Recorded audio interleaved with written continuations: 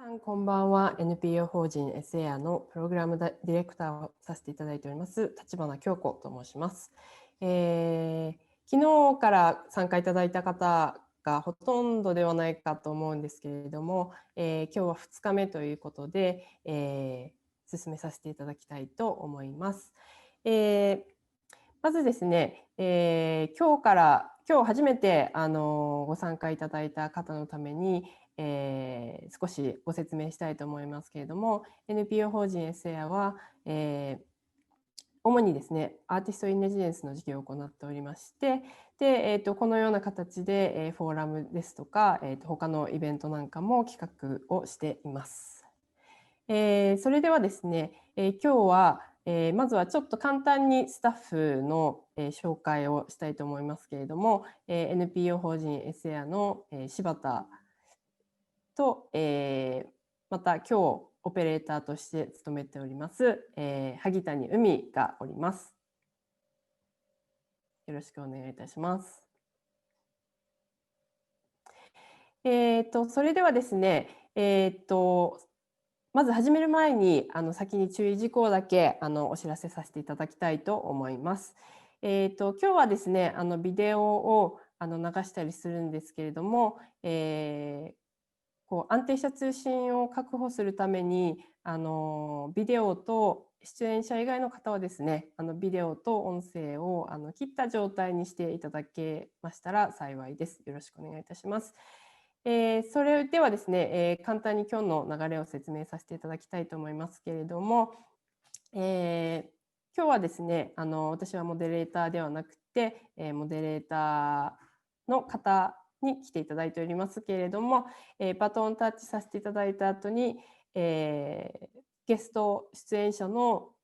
紹介ビデオをですね、10分から12分のものを、流したいと思います。でその後ですね休憩を挟んで、7時20分頃に、ディスカッションに入りたいと思います。休憩の間は、Zoom を開けておりますので、そのままにしておいていただいても構いません。で、ビデオを切っていただいておりますので、質問ですとかそういった例えばビデオを見ながら何か質問事項があるとかっていう場合もあると思いますので、ぜひチャットの方に入れていただければと思います。質疑応答の時間は一番最後に設けておりますので、その時までに何かコメントでも何でもいいですので、チャットの方に入れていただければと思います。それではですね、まずはモデレーターの紹介をさせていただきたいと思います。今日ですねご出演いただくスーパーオープンスタジオの立ち上げに関わっていらっしゃって、現在、相模原市のアートラボ橋本学芸員の、加藤圭さんに今日はお願いしたいと思います。加藤さんとご出演者の方、ちょっと、一回ビデオをつけていただけますか、皆さん。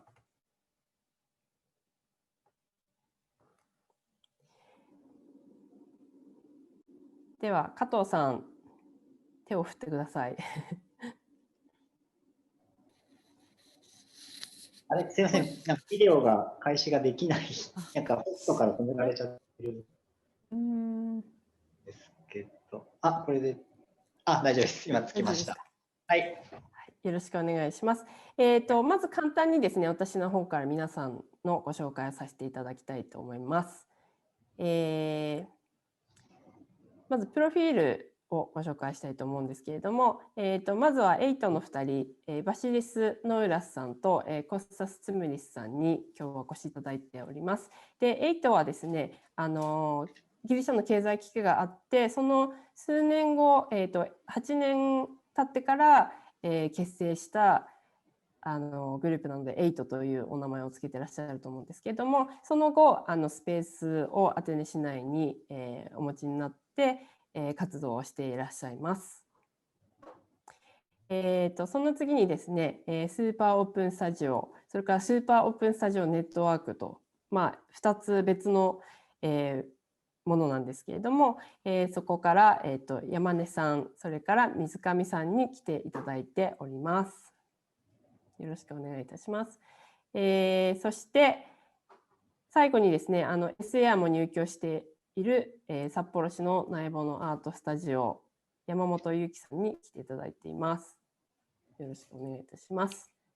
ではですね、この後、加藤さんにお渡ししたいと思います。モデレーターの加藤さん、よろしくお願いいたします。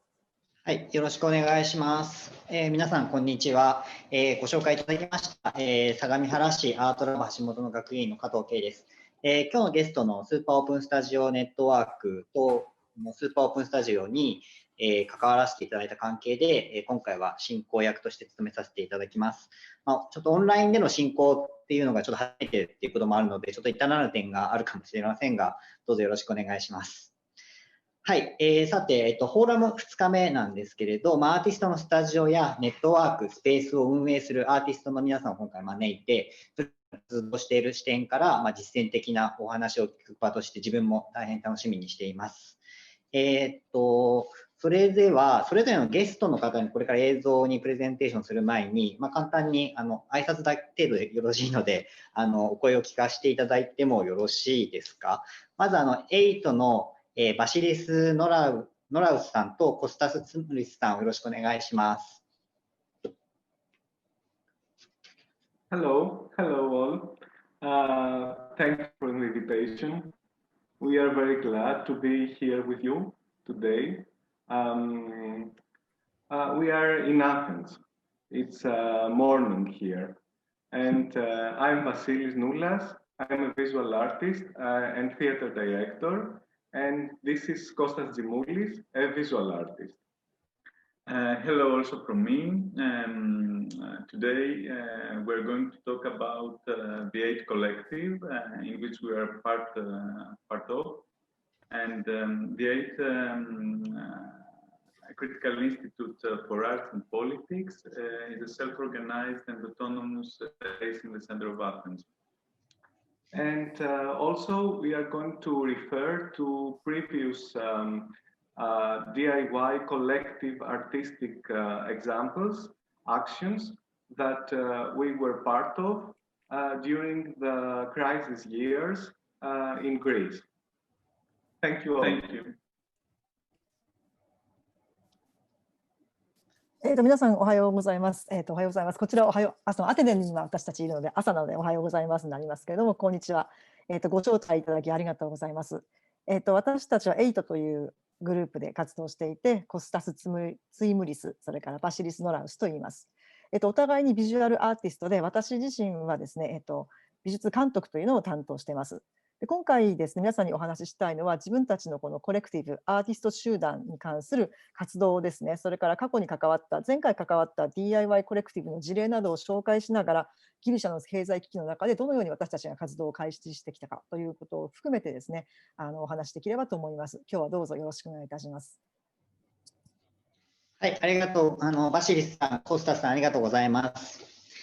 続きまして、スーパーオープンスタジオの皆さんよろしくお願いします。ちょっと残念ながら本日は小山由紀子さんが体調不良のため欠席とのことで、2人の参加になります。まずは水上恵美さん、お願いします。はい、こんにちは。水上恵美です。私は、相模原市にあるレッドエアスタジオというスタジオで制作を普段していまして、2018年からレッドエアスタジオはスーパーオープンスタジオに参加しました。で、2019年から私も運営メンバーの一つとして関わらせていただいておりまして、2020年も引き続き運営としてスーパーオープンスタジオを回していました。よろしくお願いいたします。はい、ありがとうございます。続いて、山根和明さん、よろしくお願いします。こんばんは、山根和明です。僕は相模原地域に、スタジオを構えてるんですけども、相模原っていうのは東京から少し、40キロ、50キロぐらい離れた場所にある神奈川県の一地方なんですが、そこにアーティストがたくさんいまして、そのアーティストが構えるスタジオを1年にスタジオ公開するという試みを行っているグループの、立ち上げに関わったり、その運営に関わったりしてきています。今日は東京から少し離れてはいますが、日本のある程度中心地の中でアーティストがどういうふうに生活をして、活動を続けていっているのかっていったことについて、少しお話ができたらなと思っています。よろしくお願いします。はい、ありがとうございました。最後になりますが、内房のスタジオの山本由紀さん、お願いします。はい、こんにちは。内房のアートスタジオの山本由紀です。僕は内房のは運営メンバーというですね、中の決め事をするメンバーが10人ぐらいいるんですけど、その中のメンバーの一人で、リーダーというわけではなくて、よくこうやって前に出て喋る人ということで、フラットな運営組織を持ってですね、運営してから今年で4年目を迎えるスタジオです。で、アーティストの制作スタジオが基本なんですけど、たまにイベントをやったりですね、行ったことをウェブサイトに公開したりとか、アーティスト以外にもギャラリーの倉庫とかエスヤが入居しているような多目的スタジオとしての側面を持っています。今日は基本的にはその今までの4年間の経験から感じてきたことですとか、それぞれのアーティストがどのようにスタジオに関わっているかという話ができたらと思いますので、よろしくお願いします。はい、皆さんありがとうございます。それではですが、早速第1部は、事前に収録した、プレゼンテーションを、ご覧いただきたいと思います。先ほど立花さんの方からもお話がありましたが、プレゼンテーション中、ディスカッション中にも参加者の皆様から、質問や感想も承りますので、チャットの方で、これ全体へのチャットですけど、どうですかね。全体へのチャットで、はい。ですか。はい。全体のチャットの方に、ご投稿のほどの協力よろしくお願いします。はい。それではじゃあ映像の方を早速、最初はまずはじめ8さんからですかね。はい。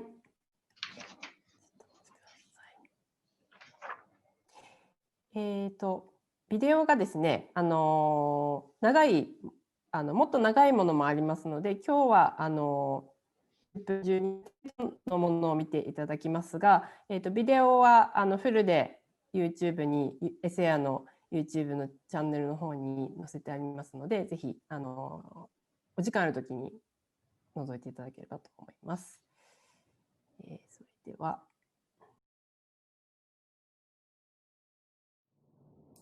Hello all, thank you for the invitation. It's great to be here with you, even virtually, to meet each other, to have this opportunity to present to you our collective and self-organized space, The Eight, as well as interesting moments of the vibrant artistic scene of Athens, in which we have actively participated. I am Kostas Zimoulis, visual artist. I am Vasilis Noulas, visual artist and theatre director. Together, we also work as an artistic duo with the name Vaskos,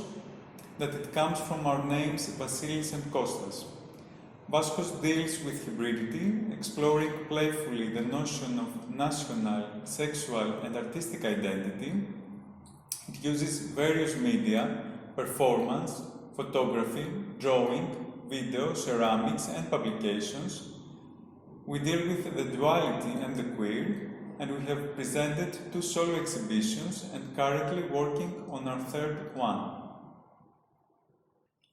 Important part of our practice is performance making. We are key members of the Nova Melancholia Theatre Collective. I work as a director and Kostas as a set and costume designer. With Nova Melancholia, we have presented many works in Greece and abroad in Europe. Recently, we presented the theatre performance Hot Maritime Baths in the Athens and Epidaurus Festival.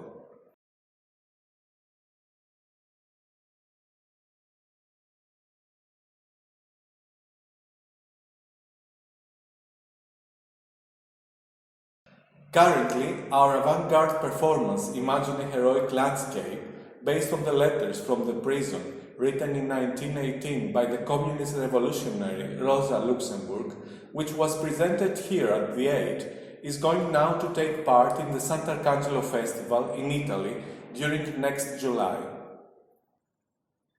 Together with Gigi Argyropoulou, artist and theoretician, we are part of the Eight Collective and we have been running the Eight, a critical institute for arts and politics in the center of Athens since March 2019.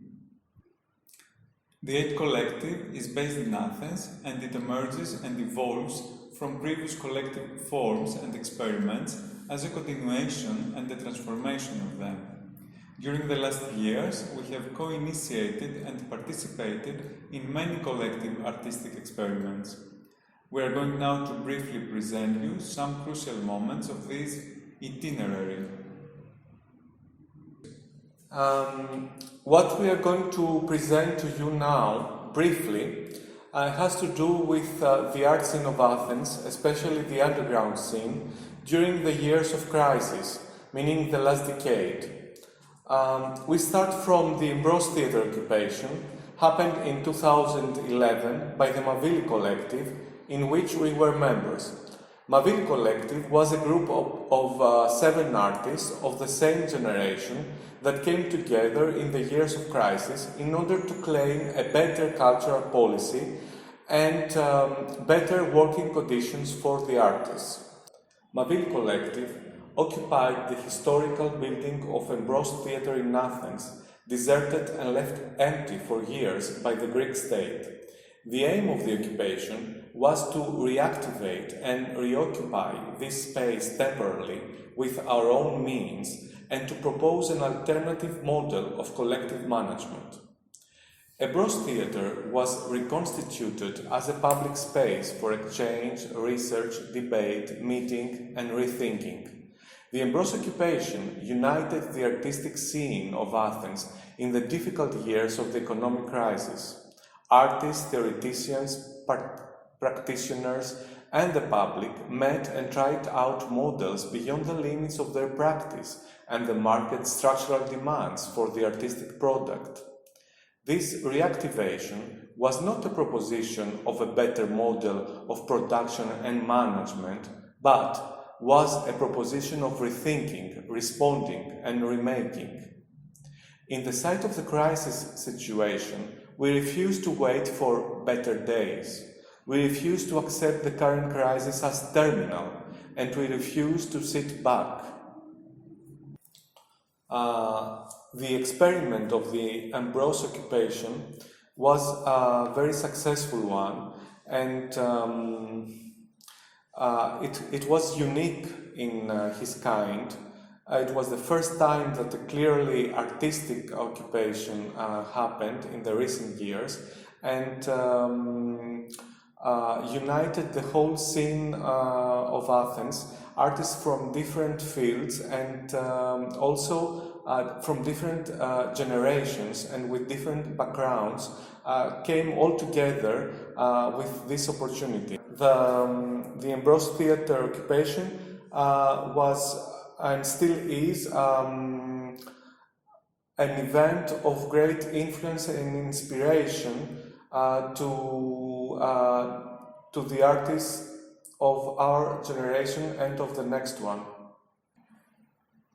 After the Embros Theatre occupancy, during the years 2014 and 2015, we did a series of activist actions.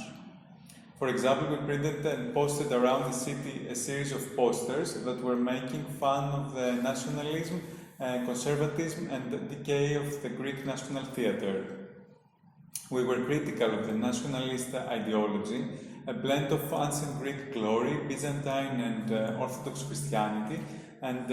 Neo-Greek folk tradition that was dominating the first theatre scene of the country during the years of the financial crisis.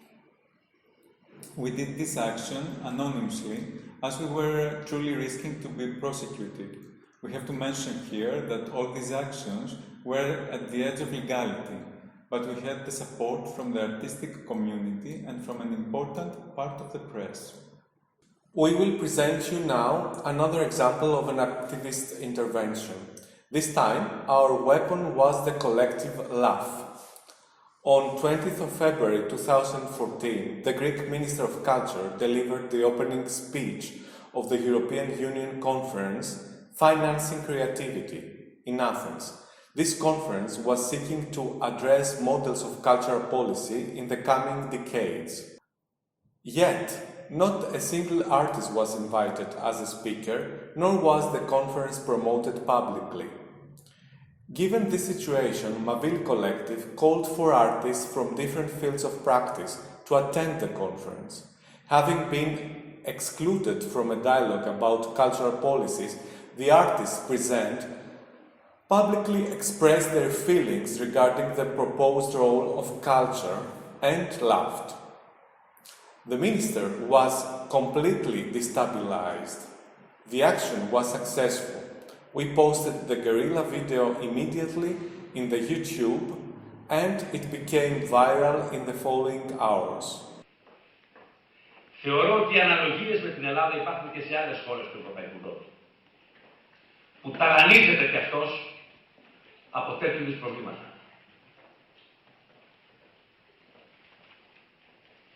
Στην Ελλάδα, εν προκειμένου, ο πολιτισμός δεν είναι μόνο η εθνική μας ταυτότητα και η εθνική μας υπερηφάνεια. Στην Ελλάδα, ελάτε πάνω να μας τα πείτε. Ελάτε πάνω να μας τα πείτε. Ελάτε πάνω να μας τα πείτε. Είναι εύκολος ο συνδικαλισμός από κάτω. Και είναι εύκολος ο συνδικαλισμός. Και είναι εύκολος ο συνδικαλισμός και η οχλαγωγία όταν εκθέτει τη χώρα και την εικόνα της σε μια τέτοια εκδήλωση. Είναι εύκολος ο συνδικαλισμός και η οχλαγωγία. Ελάτε πάνω. Ορίστε έναν εκπρόσωπο και ελάτε πάνω. Εσείς που μηδενίζετε και εξαλείφετε τα πάντα. Ελάτε πάνω. Να έχετε το θάρρος του δημοσίου λόγου. Εγώ εκτίθεμαι ενώπιόν σας. Με αυτά που λέω και με αυτά που υφίσταμαι. Σε επίπεδο αποδοκιμασιών από εσάς. Ελάτε πάνω λοιπόν να λάβετε τον λόγο και να πάρουμε μέρος σε μια συζήτηση. Να συζητήσουμε για θέματα που αφορούν τη χώρα, την κοινωνία μας. Να διαφωνήσουμε. Να διασταυρώσουμε επιχειρήματα. Όχι φωνές και αποδοκιμασίες παλαιοσυνδικαλιστικής νοοτροπίας. Είναι πολιτική πράξη αυτό που κάνω εγώ, όχι αυτό που κάνετε εσείς, η οχλαγωγία. Και είναι ντροπή. Είναι ντροπή αυτό που κάνετε. That was a part of the video that you can find it online on YouTube under the name Fiasco at Megaro. The Green Park Athens occupancy was our next step. It happened in 2015 in a different political moment. The refugee crisis was apparent everywhere in Athens, the economy was still ruined and the leftist government was in power. In Green Park, we tried to explore through a wide and non-defined Polish collective the potential of collective joy in the political struggles of past years. The Green Park building used to be a cafe in the second biggest park of Athens and has been deserted and abandoned for many years before our occupation. During a period of 2 years, from 2015 to 2017, in Green Park Athens, many political and artistic events took place. Many artists of the local scene, as well as many international artists and theoreticians, had the opportunity to present their work and ideas and to be in dialogue with each other and with a big variety of public. We can read part of our manifesto that inaugurated the 10-day festival of the opening and show you pictures of some moments of Green Park Athens occupancy. Almost 4 years after the occupation of the Ambrose Theatre in 2011, we are activating with our own means a space deserted and left empty for years by the Greek state and propose a 10-day program of cultural and political intervention in the here and now of Athens. This activation refuses a particular temporal horizon and understands itself outside of the logic of ownership. The occupation is not defined by a particular ideology or interest, but rather comes about as a result of the encounters born out of the experiments and struggles of the last few years. Thus, we look to rebuild modes of collectivity and solidarity and reclaim friendship for its political importance. We propose friendship as a model for organizational formations and autonomous instituting that exceeds neoliberal calls to order. The last important moment before the initiative of the 8 is the DIY Performance Biennial that we organized under the title No Future in 2016. Playfully subverting the term biennial into a self-organized practice, the event tested self-instituted forms of culture and politics.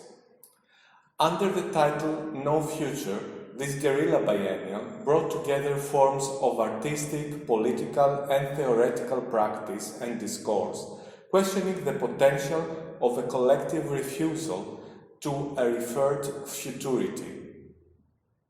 The Performance Biennial began in the occupied cultural space of Green Park, Athens, and then departed via boat from Piraeus to the island of Cythera, seeking to problematize the role of performance in the neoliberal narrative, collectively engaged in ongoing disruptions between the institution and the self-instituted, between buildings and parks, between the center and the periphery, between urban and rural.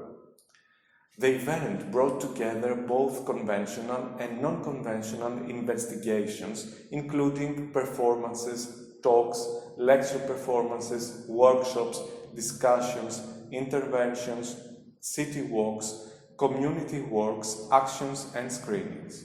This guerrilla performance biennial operated through a practice of self-curating as assembling.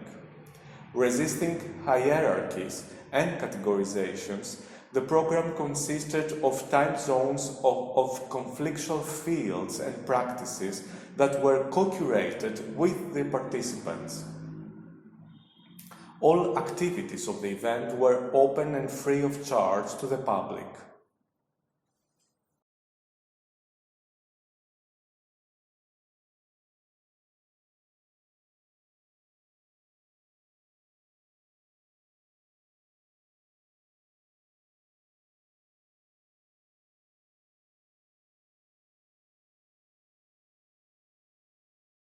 Through all these collective experiments and forms that we participated in, we were always interested and created the conditions in open and hybrid forms, which included and brought together the public, artists, theorists, activists, and various collectives from different fields,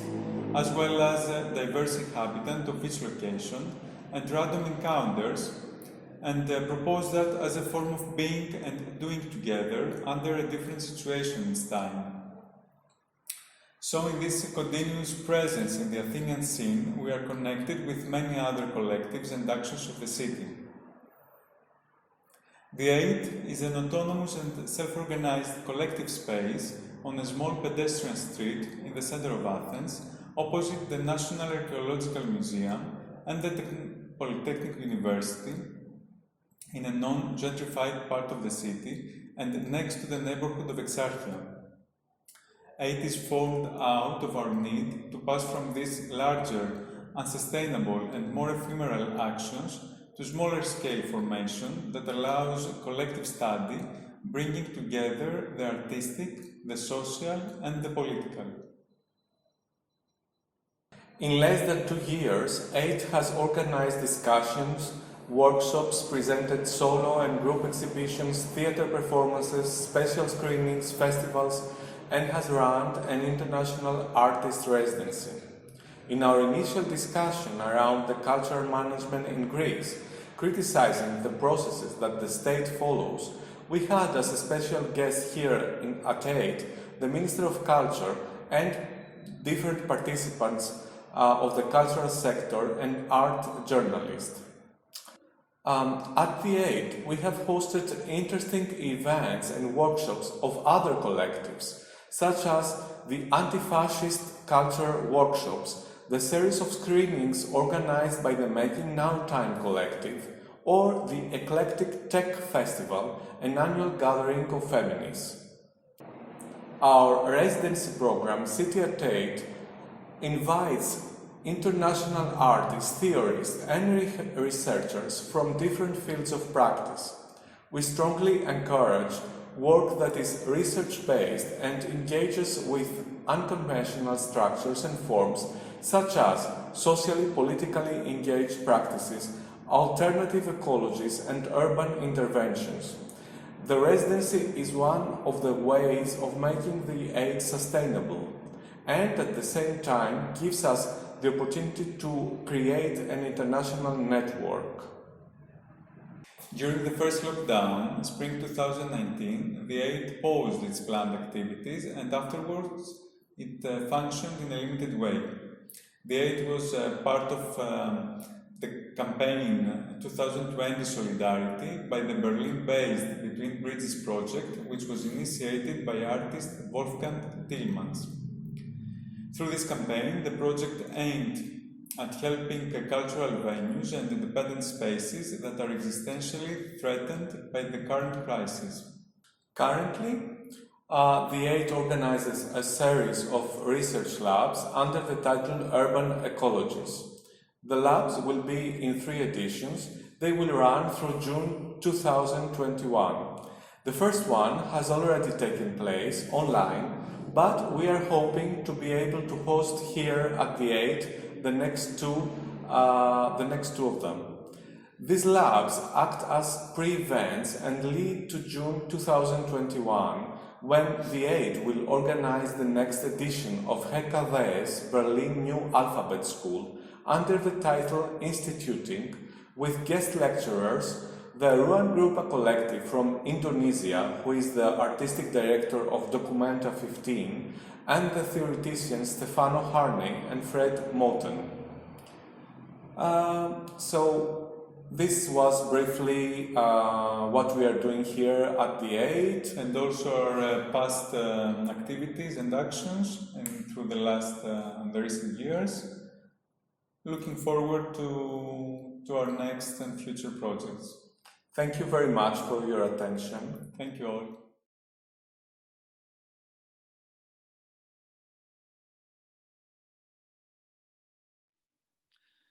こんにちは。苗穂のアートスタジオの運営メンバーをやっております山本裕樹です。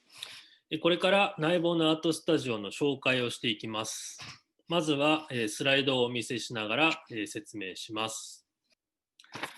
最初にまずスタジオのある札幌について簡単に説明します。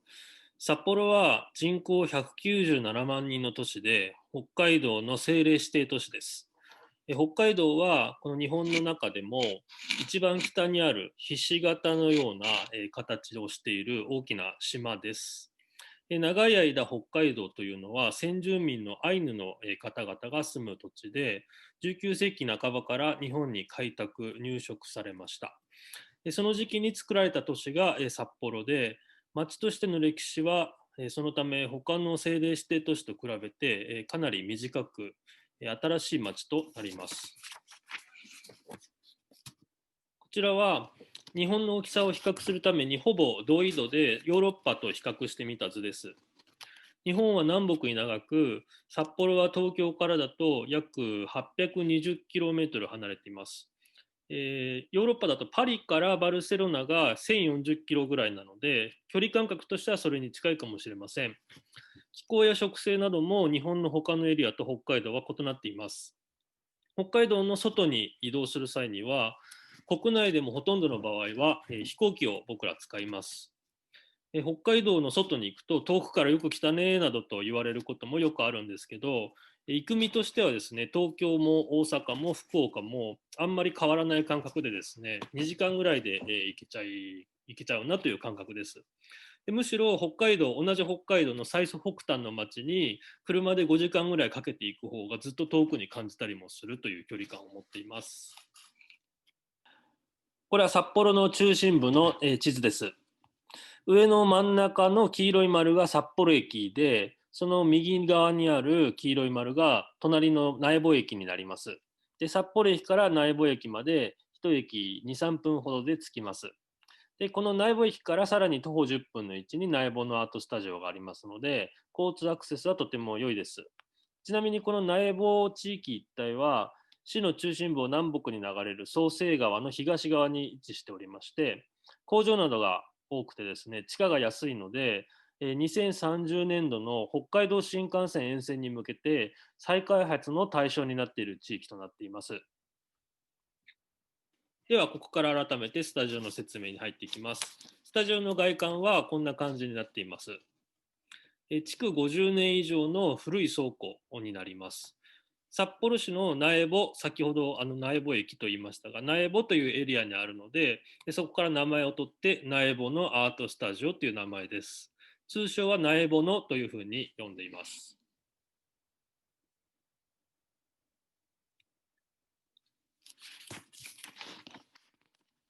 現在、札幌を活動拠点としたアーティスト15名、それとサロン小鹿という市内にあるギャラリーの倉庫であり、プライベートビューイングルーム、あとは NPO 法人 S やですね、今回の企画をしていただいている札幌アーティストインレジデンス、それと不動産会社のリーシングスタッフ、後で説明しますが、このリーシングスタッフは苗穂の倉庫を紹介してくれて、今ここの管理人もやってくれている荒岡さんという方の事務所になります。以上のメンバーが苗穂のアートスタジオの現在の入居メンバーとなります。各入居者の部屋は独立して区切られています。で、会議や調理のできる休憩共有スペース、またホワイトキューブ上の広いフリースペースを備えています。基本的には年に2回オープンスタジオを開催しまして、また不定期で展示やイベント、あとは SAR の滞在作家制作発表なども開催しています。下の画像は左端から SAR の滞在制作展示、次がオープンスタジオの際のフライヤー、次が地元の幼稚園児のツアー、次がメンバー同士のトークイベント、一番右が屋外でバーベキューしながら会議をしているところです。今こうやって見ると、普通にこうやって集まっているのがちょっと懐かしく感じてしまう部分もあります。ちなみに北海道および札幌には美術の専門大学というのはありません。美術を学べる学部のある総合大学とか専門学校などがいくつかありまして、そこをですね、卒業したうちの数パーセント、かなり少ないですけど、コンテンポラリーアートの作家として活動しています。この北海道札幌で活動してても拉致が開かないということで、北海道外の美術大学で学んだり、拠点を途中から東京や京都、あるいは国外に移す人も少なくありません。おそらくこれはどこの国のどの地方都市でも似たような現象があるのではないでしょうか。そんな一方でですね、ここで制作する理由がある人もいます。家族ですとか金銭的な問題なども考えられます。ちなみに苗穂の作家は札幌で美術を学んでそのまま拠点にしているアーティストと、別の場所で専門的に美術を学んでから地元に戻ってきたアーティストと大体半分ぐらいの割合です。で、また出身が北海道という作家がほとんどです。入居者それぞれに違う意見があると思いますけど、僕は北海道の別の町の出身で、大学進学の時に札幌に来て、それ以来ずっと拠点にしています。個人的には2012年に1年ベルリンに滞在して、その環境はとにかく素晴らしかったんですよね。で、そのまま残る選択肢もあったんですけど、すでにもう活躍されている日本人もたくさん、いたりですね、一度自分の育ってきた国、場所に戻って、またいろいろ考えたいということ。あとですね、LCC の発達でどこにでもこう飛行機で行きやすくなって、インターネットで情報も安くなったので、グローバリズムという言葉が本当ならば、札幌くらいの規模なら十分に活動に拠点できる可能性があるはずだというふうに考えてましたし、必ずしもそのコンテンポラリーアートの盛んな大都市に行かなくても活動ができるような可能性に向き合っていきたいなと思いまして、それがまたいろんなエリアにとってもきっといいことなんではないかなと今も思っています。で、ちょっとすいません、長くなってしまいますが、また都市規模からしてもなんとなく作家活動ができて、なんとなく閉鎖的な評価で成り立ってしまうようなムードもここでは個人的に感じることが多いです。で、そうではなくて、外とのつながりを持って面白さの共有ができるような場の必要性を常に考えてきました。札幌というのは昔からですね、オルタナティブなアートの場がユニークなコンテンポラリーアートの動向を支えてきたような印象があります。僕自身も学生の頃によくそういう場に出入りしてコンテンポラリーアートを身近に体感したような覚えがあります。SAR もですね、その一つで、まさに90年代からずっと海外の優れた作家とのつながりを拡張していって、もう20年も継続しているオルタナティブの団体の大先輩になります。近年札幌では行政主導の大掛かりな国際芸術祭ですとか、またコマーシャルギャラリーなんかも盛んになってきていて、それはそれで僕らにとって恩恵もたくさんあるんですけど、一方でですね、そういうオルタナティブな動向が少なくなってるんじゃないかなというふうにも感じてました。札幌拠点で広く活動している作家の仲間の間でも、あんまり数は多くないんですけど、コンテンポラリーアーティストがただバラバラに活動するんじゃなくて、自分たちでも何か動きみたいなものをやっていきたいねというふうにはずっと話していました。で、そこにこの古い物件の話が持ち上がったんですね。発足経緯ですけど、札幌のそのオルタナティブなアートスクールに通っていた不動産業をやられている生徒さんがいたんですね。で、そのアートスクールの講師だったんですけど、僕はその僕に2フロアのこの270坪の倉庫物件を紹介してくれたというのがナイボノの発足のきっかけでした。ちょうどですね、そのスクールの授業で僕の昔のスタジオビジットをして、アーティストってこういうふうに古い倉庫を間借りしながら制作するんですよと。で、僕自身ここもだいぶ手狭になってきたんですよみたいな話をしたんですよね。そしたらその不動産業の生徒さんももともとその仕事柄たくさん知ってる空き物件を活用できないかというふうにちょうど考えていたところだったみたいなんですね。でそれでこの物件が発見されて紹介していただいたということになります。で、この下に並んでいる写真は初めてこの倉庫を見学した時の、写真です。そのスクールを企画しているアーティスト、企画しているのもアーティストだったんですけど、そのアーティストも先ほど言ったようなですね、一緒に何かやりたいと考えている作家仲間でした。彼らとともに、まずはですね、札幌で活動している同世代のですね、信頼できるアーティストですとか、あとサロン小鹿のギャラリストは弁護士もやってるんですね。で、彼ですとか、あとはこの倉庫を紹介していただいた不動産屋さんも含めて、11名でフラットな運営組織を作りました。そこで最初にどういうスタジオの方向性にしたいのかとか、あとは起こりうるトラブルを想定して、それをもとに運営のルールなどを決めたりしました。で、運営メンバーはですね、その中堅といいますか、ある程度いろんな経験を積んできた上で、札幌を拠点にしている30代から40代のアーティストとか、皆さん関係者ばかりなので、その辺のディベートは思ったよりうまくいったなと思っています。で、同じタイミングでですね、エアもですね、古い事務所が再開発の地域で立ち退きがもう決まっていまして、ちょうどですね、じゃあということで入居をこちらから打診したら、乗ってきてくれたんですね。これは結構幸運なタイミングでした。でそんなわけで2017年の7月にナイボノがスタートしました。その後ですね、自分たちが注目していたり、知り合いなんかにもおすすめ作家をヒアリングしながら、空いてるスペースに入居者を増やしていきました。画像はですね、左側2枚がリノベーションをしている光景ですね。札幌はとても冬が寒いので、壁に自分たちでですね、断熱材を仕込んで作ったりしています。右の2枚はですね、初めて、公にですね、このナイボノをお披露目した時のオープンスタジオの様子です。リノベ途中のそのままを公開しました。これがですね、現在のスタジオの間取りです。2階建てで273坪の広さがあります。上の図が1階になります。この左側が入り口ですね。最初の画像で写真を撮っているのもこの左側の方から撮っている写真でした。で、下の図が2階になります。で、後でですね、内部の映像もお見せします。ですから各スタジオの広さもレイアウトもこうやってバラバラになっています。で一棟貸しの物件で全部の面積を坪単価で割ってですね、面積に応じてそれぞれのスタジオの賃料を決めています。で、その家賃にですね、管理費とか運営費も上乗せして、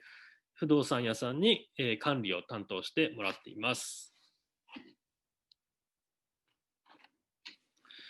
こちらが過去に行ったイベントの例ですね。メンバーの情報ですとか、それぞれのイベントのアーカイブは、ウェブサイトでも見ることができるので、ここでは省略します。一つですね、左下の展示について、オランダのですね、アーティストのヴィンセント・デ・ボーワー君がですね、ある日突然メンバーに連絡してきて、こう知り合いに紹介されて、実際このナイボノのサイトを見て、どうしてもここで展示したいと。すでに助成金の準備もできてますというふうに言ってきたんですね。それを聞いて、実際その彼の仕事も見て、運営で話し合って、これは展示を見てみたいねということで、開催に至りました。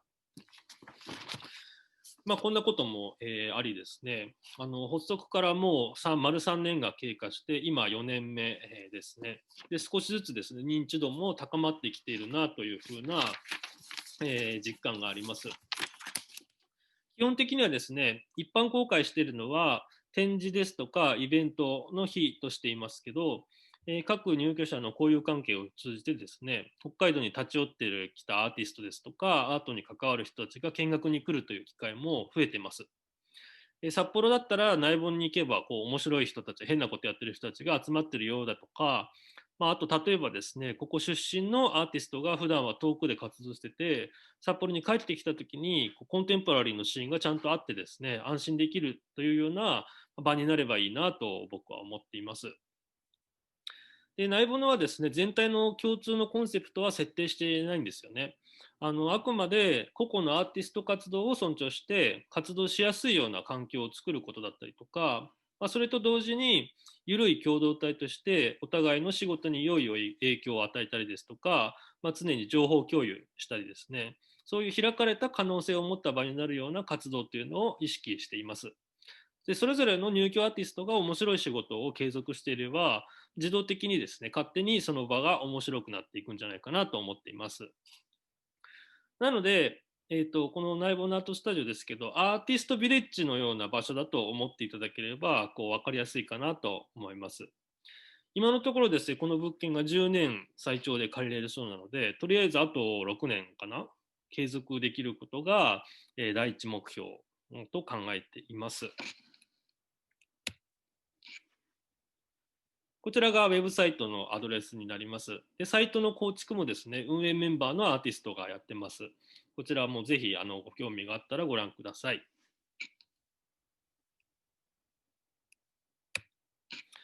では次に、スタジオの内部の様子を動画で紹介していきます。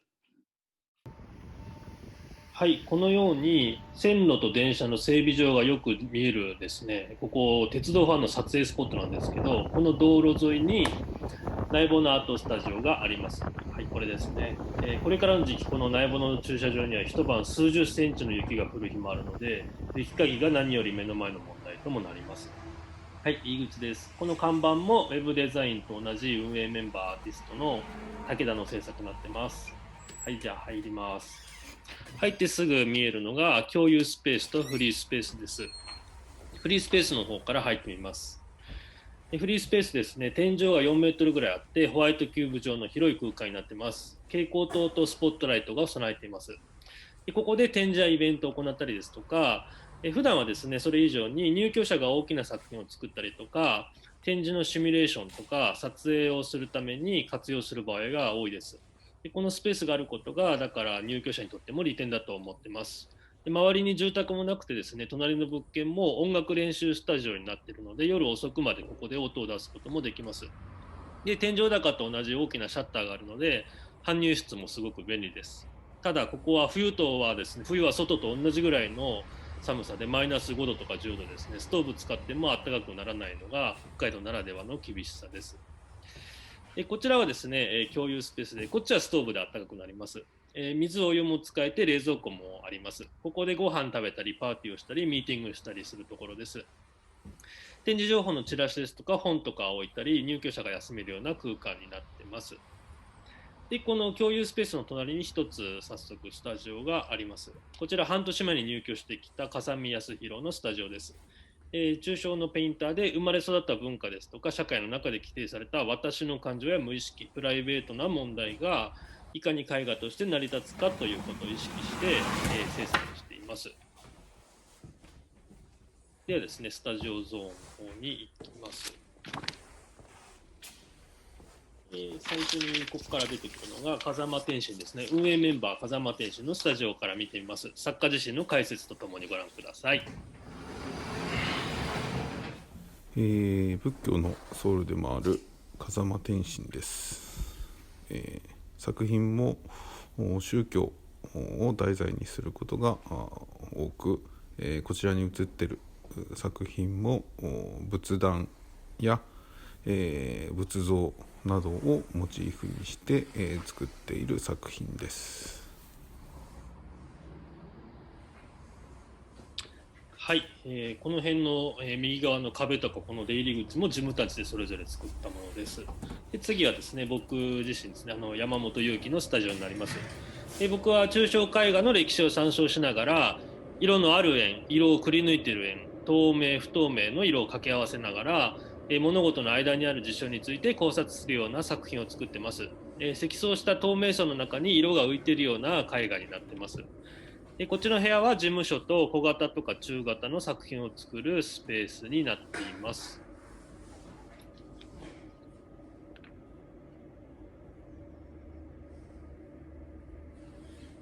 はい、こんな感じですね。でさらにこっちの見える奥の部屋はですね、僕の作業、研磨など粉塵が多く出る作業があるので、その専用スペースとして使ってます。では、階段を上って次は2階のご案内をします。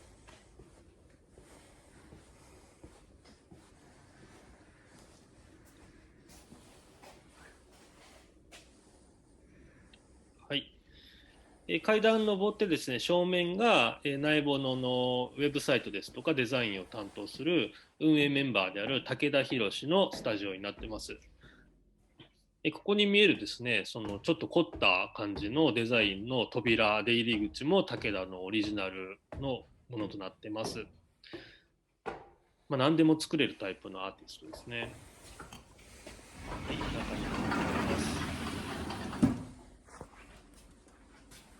天井なんかもですね、断熱の工夫をしてあります。で壁にかかっているのがペインティング作品ですね。素材の質感を強調してさまざまなテクスチャーそのものがモチーフになっているような、あるいは祈りやエロティシズム、キャラクターまでナンセンスなユーモアを表現に組み込んでいるような作風です。こちらはですね、趣味の自転車ですね。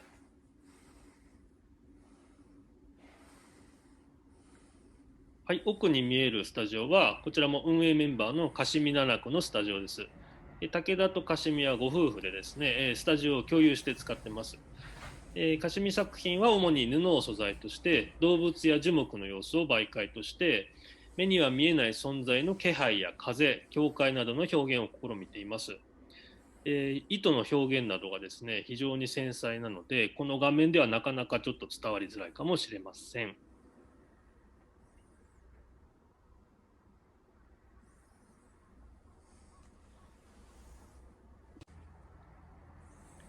はい、では次のスタジオに向かいます。こちらがですね、サロン小鹿の作品倉庫兼ビューイングルームになっています。で正面のピンクの大きな作品は武田作品ですけど、内ボノの作家だけではなくてギャラリーの取扱作家の作品ももちろんここでは見ることができます。ギャラリストの川上大河は運営メンバーでして、先ほども触れたように弁護士でもあります。今年ですね、駆け出しクリエイターのための著作権 Q&A という書籍も出版しました。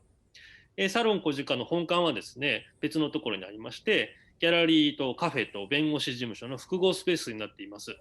札幌にお越しの際は、合わせて足を運んでいただければと思います。では、次のスタジオですね。次もまた運営メンバーでもあります、西田拓司のスタジオです。彼はですね、看板や錆びついてノスタルジックになった過去の先端的なイメージですとか既製品をもとにポップな色彩の平面やインスタレーションを制作しています。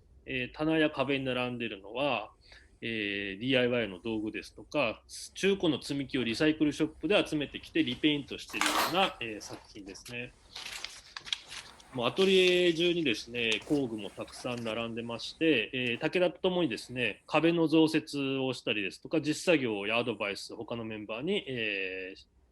してもらえるような存在でもあります。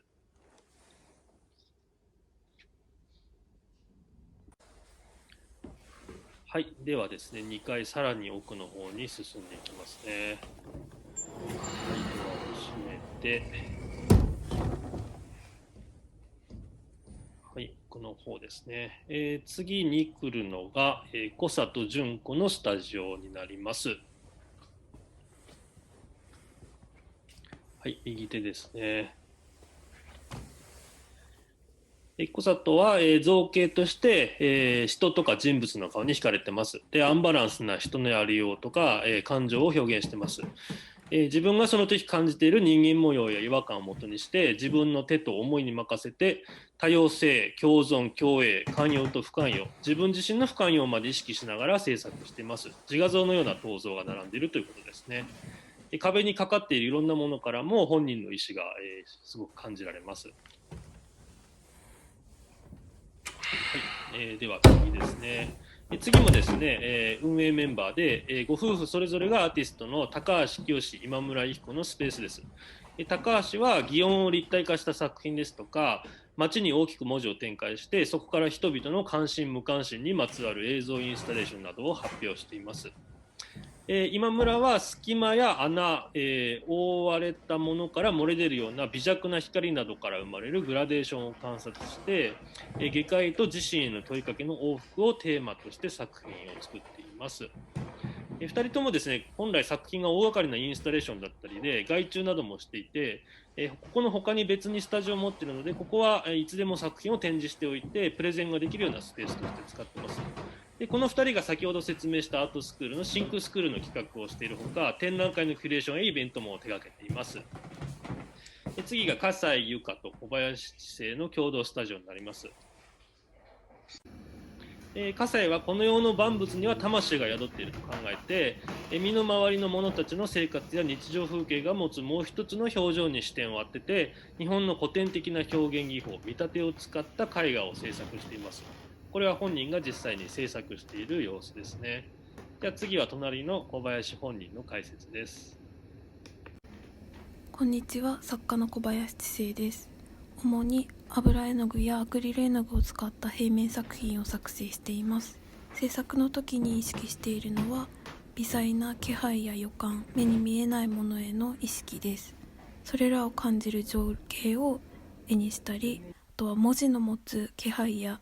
筆致、手の震えなどの情緒に興味があって、そういったものをモチーフに作成をしています。はい、こちらリーシングスタッフ不動産会社で運営メンバーでかつ管理担当の荒岡信孝の事務所になっております。事務所のお客さんをスタジオに案内してくれたり、アーティストが物件の相談に来ることも増えているそうです。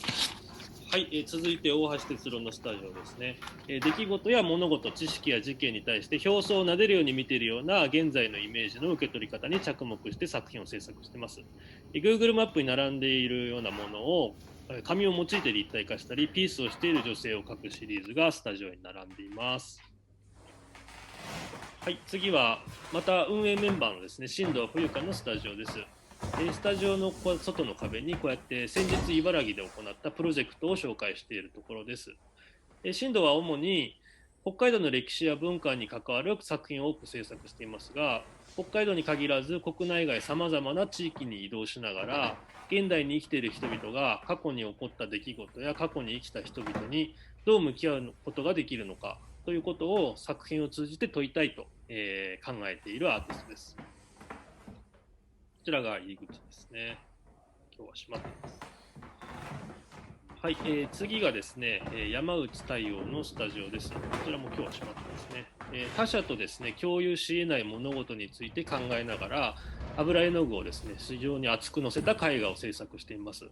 ここが、作品置き場でですね、この奥の白い扉の向こうがスタジオになってるんですけど、床も壁もかなり豪快に絵の具が、飛び散ってます。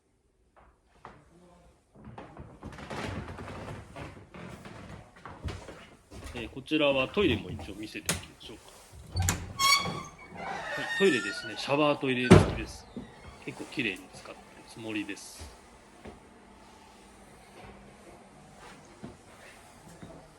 はい、ではですね、最後がこの青い扉は S エアの事務所になります。入ってみましょう。今奥で代表の柴田久がミーティングをしているところですね。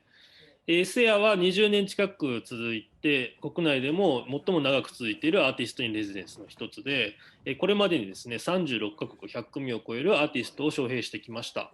札幌のアーティストもですね、Sエアの海外派遣事業で海外での活動制作の機会を持つことができています。この事務所で交流会が開かれたり、これまでのアーカイブですとか、滞在した作家が残していった作品なども見ることができます。滞在した作家は下のフリースペースで滞在生花展を行ってまして、内ボノもそれに合わせてオープンスタジオを一緒に開催するなどしてお互い協力しながら活動しています。内ボノの入居者はですね、今はほぼ固定なので、Sエアの派遣作家がこうやって入れ替わり来てくれることで、国を越えた新しい関係を作家同士で作ることができて、新鮮な気持ちを作ることができます。外にあるのも滞在作家の作品ですね。はい、2階にもですね、この小さなキッチンがあります。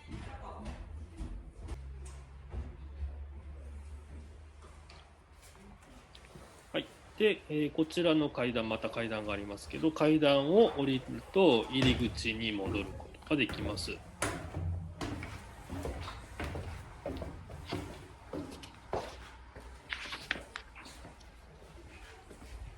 僧侶、弁護士、不動産紹介会社ですとか、なかなかこう珍しい顔ぶれが揃っているのも内ボノらしさかなというふうに感じています。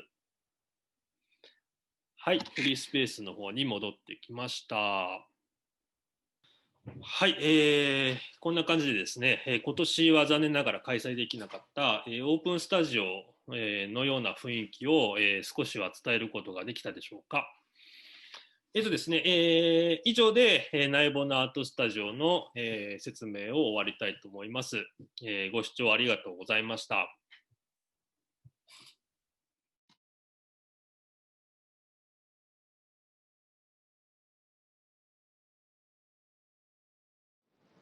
お願いします。もういいの？はい。はい。じゃあ始めましょう。はい。はい。皆さんこんにちは。こんにちは。スタジオで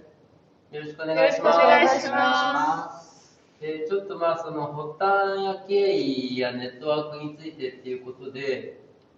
プレゼンみたいな話をしていけたらなと思うので、よろしくお願いします。お願いします。加藤さ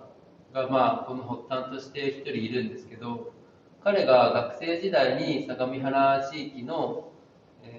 スタジオ、アーティストのスタジオをフィールドワークをしていて、それでわりかしこの相模原地域にあるスタジオっていうのを把握していたっていう経緯があるんですよね。はい。学生時代からスタジオのアーティストと関わることであったりとか、あとスタジオ内でそういう企画とかのことに関わったこともあって、で同世代がスタジオを構えているっていうことを知っていたので、ずっ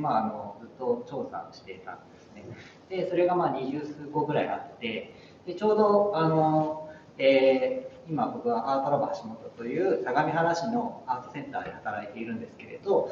そこの2年目の時に、一斉にオープンスタジオを企画したいなと思っていたところで、ちょうど山根君に話をしたっていうところで、ちょうど山根君の方でもオープンスタジオ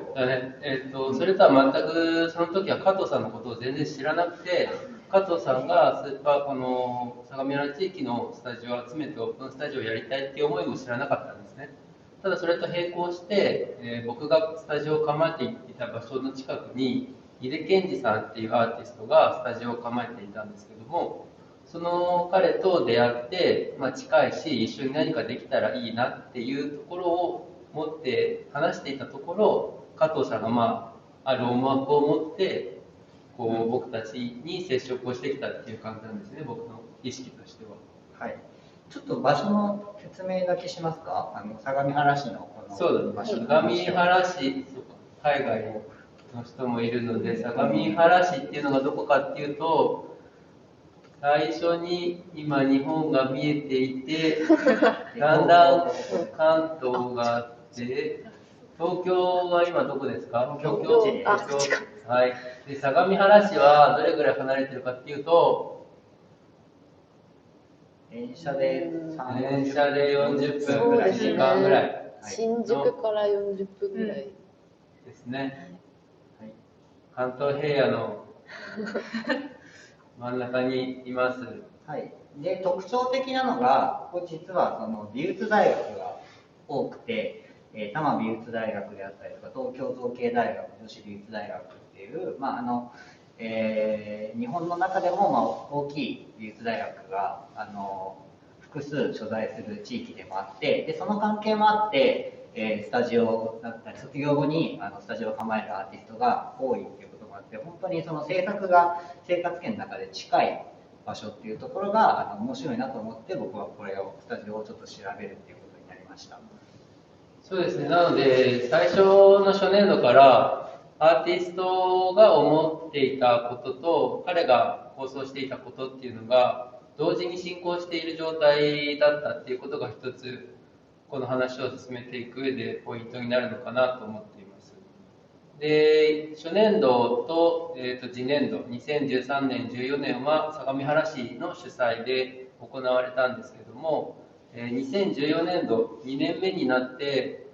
スーパーオープンスタジオネットワークっていうアーティストの団体が作られるんですね。これは何かっていうと加藤さんが、フィールドワークで探し当てたスタジオを一斉にオープンするっていう試みっていうものがアーティスト主導で何か積極的にそれに対してどう関わっていけばいいのかっていうような話も含めてアーティストのネットワークを作っていくっていうことを念頭に、命名され組織されたんですね。でその後ちょっと事件もありまして、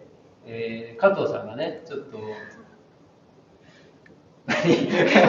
僕が2年目の時に、はい、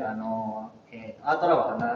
橋本を一回離れるんですけれど、でその離れたってことが事件ってこと。そうですね。でなんでこれが事件かっていうと、今日は20数件あるスタジオを一斉に公開するっていうことの催しを彼はやっていたんですけど、じゃあアーティストがそれを主体的にやりたいかどうかっていうことは実際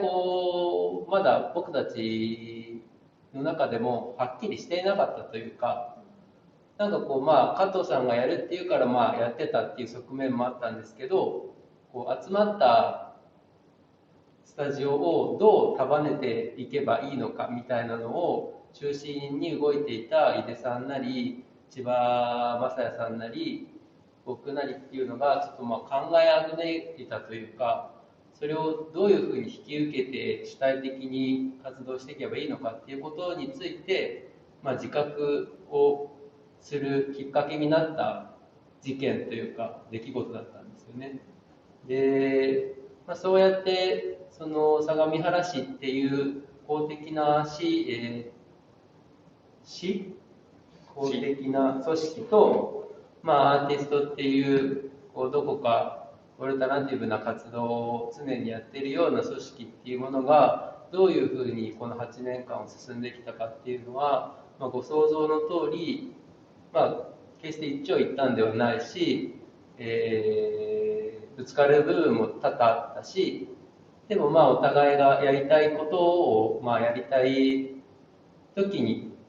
同じような、場所にいるので一緒にやろうかっていう具合にやってきているっていう感じなんですね。でそうこうしているうちに、年代が経っていって今、中心に座っている若い人たちも、入ってきてくれていて、逆に僕が聞きたいのはどういうふうに見えていたかっていうことなんですね。オープンスタジオ自体はですか？オープンスタジオ自体は私はその在学中に初めてオープンスタジオに来て、最初は本当にこんなにたくさんのスタジオが相模原市にあることを知らなかったんですね。スーパーオープンスタジオのパンフレットを見て初めて知るという形で、それぞれのスタジオの距離も、車がないとあんまり回れないぐらい離れてるんですけど、それでこう一日中回って、その卒業後の展望だとか、こうやってアーティストは卒業後も制作を続ける人は制作を続けてみたいなのが見れたのはすごい良かったです。だからまさかその時は自分が運営に入るとは思ってなかったんですけど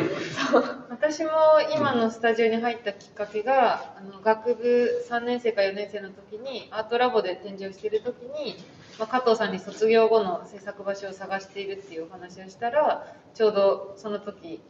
車を出して一緒に回ってくださって、今は山根さんと同じスタジオなんですけど、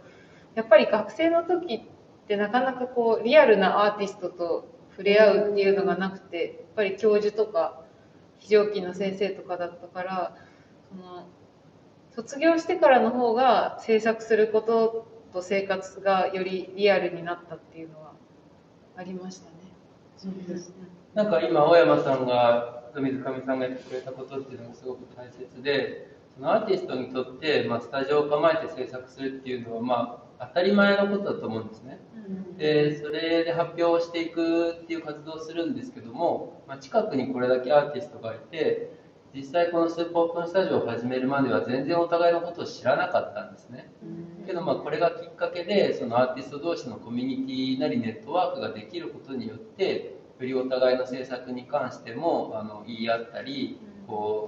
新しい出会いで新しい展示が生まれたりとかっていうことが起こるので、そのネットワークを作っていったり広げていくことによって、アーティストがそれぞれ独自にコミュニティを拡大していくっていうことが、このネットワークの中で生まれてきたのかなっていうふうには思うんですね。一方でその相模原市っていうのは別の思惑があったんですよね。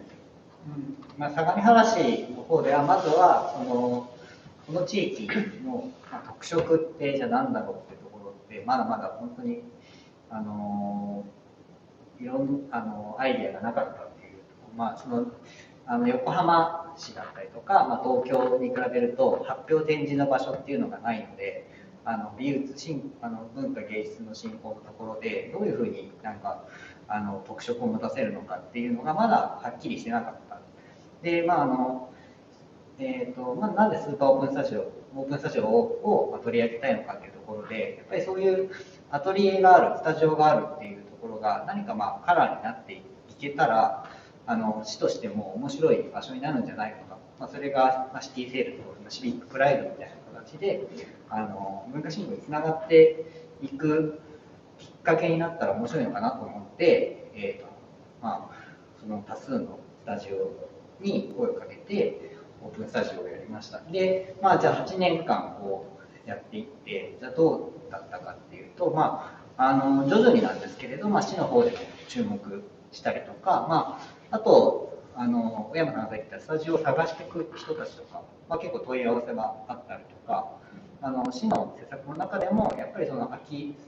家とかの問題っていうのはこれからやっぱり出てくる時とかに、オープンスタジオやってるんですよっていうところって、じゃあそういう使い方ってできるんですねみたいなところで少しずつこういう8年やってたっていうところがあるから、その情報を知ってて、市の人たちとかは注目してるのかな。乱暴に言っちゃうと、シティプロモーションと、文化振興の公的サービスっていうことですよね。乱暴な言い方で言うとそうですね。それはその2人が入ってくる前に、その市とのアーティストとの共同の関係っていうのはどう見えてました？私その市と共催っていうのにあんまりフォーカスして見てなくって、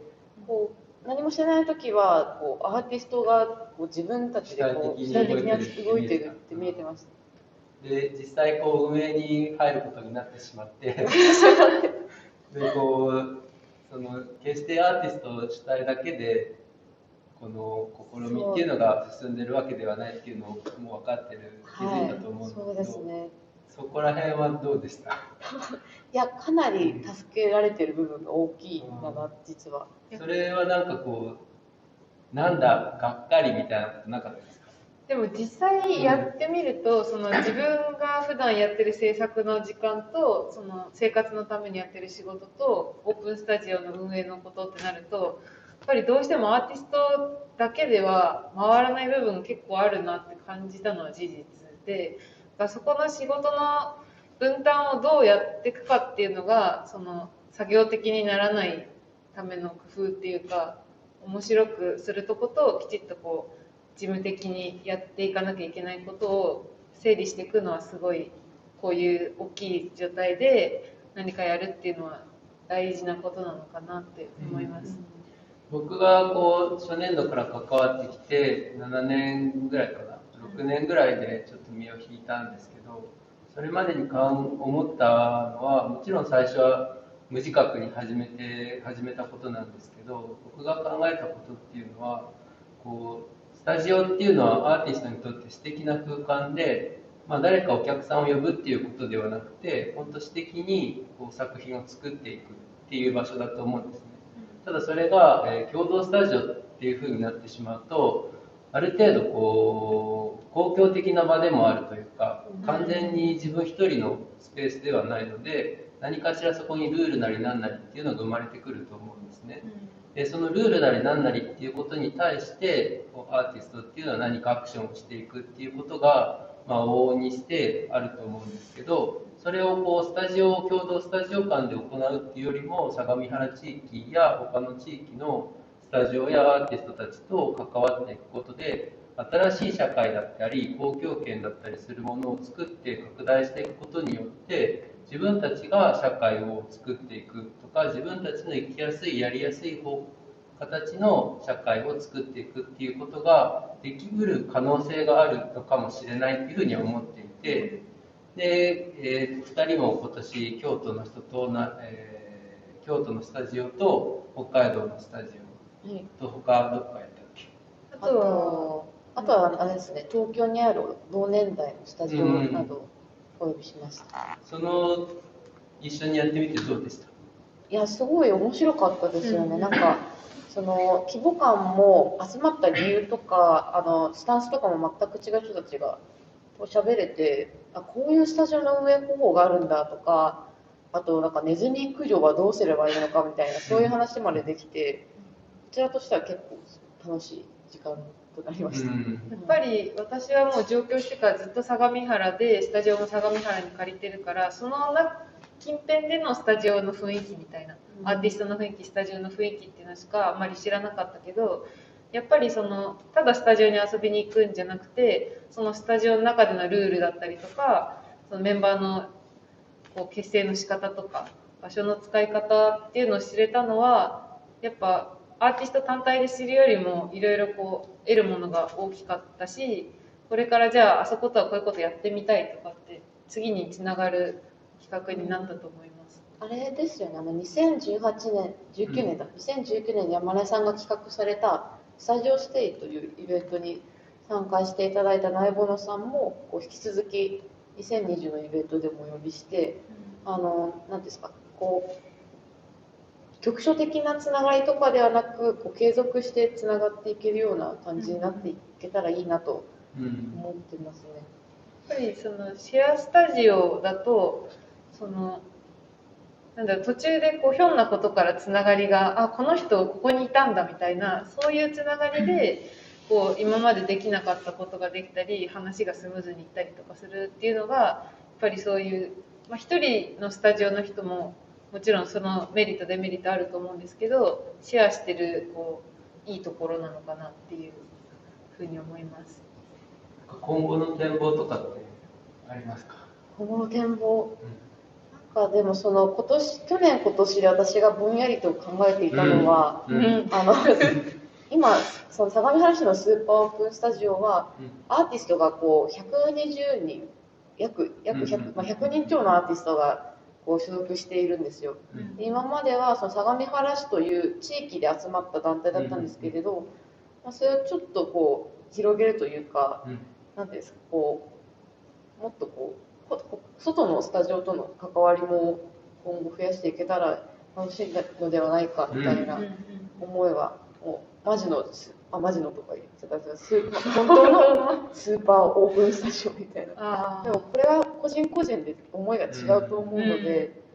私の思いって感じで私が考えていたことですね。確かにナイボノさんとかの話聞いてたりとか、京都のエムコスさんの話聞いてて思ったのは、やっぱり相模原のオープンスタジオの特徴って全員で波長を合わせるっていうよりかは、そのやりたい人たちが何かポツポツと勃発してって、そこに巻き込まれたい人とかがどんどん関わっていろんなことが起きていくっていう、ちょっとある意味の緩さというか決まりのなさみたいなので長く続いてたり、偶然的に面白いことが起きたりするっていうのが多いと思ってて、で今年は私と水上さんがその運営というか1日だけの、ウェブのオンラインイベントとかを企画したりとかしたんですけど、やっぱり相模原から始まっていろんなところにそれぞれが手を伸ばしていくみたいな方がやりたいことができたり、相模原に限らず相模原からみたいな考え方もできるんだなっていうのは今年やって思いました。そうです。2人が今言ってくれたことが本当に僕もそうかなと思っていて、たまたま相模原にみんな居合わせただけで、何か最初からみんなで集まったわけでは決してないんですね。でみんなが気づいたらいて、でなので市からすればある意味で地域振興みたいなことも、シティプロモーションみたいなことも入っているのであれば、その地域系アートみたいな風に捉えてるかもしれないけれど、僕たちにとっては別にこの相模原市に何か文化的な意味合いとか、そこに惹かれてきてるわけでは決してなくって、なのでそのアーティストからすればその地域系アートでは決してないんですよね。でそうした時にじゃあどういう、ことなのかっていうと、それこそ共同スタジオを構えることによって小さな集団ができる。でスーパーオープンスタジオっていう相模原でやってることでちょっと大きい集団ができる。でそれが京都であるとか北海道であるとかっていう集団とつながることで、超集団的なネットワークを構築していくことで、それぞれのチャンネルだったり可能性を増やしていくっていうことが今後活発になっていけたらいいかなと僕は個人的に思っています。で最後もうそろそろ時間も来てるので、何か締めたい人ちょっと地域相模原市っていう市の機関としてのプロモーションっていうのはもちろんあるんだけれど、今回今年ワンデーオープンスタジオっていうオンラインでオープンスタジオを企画して、で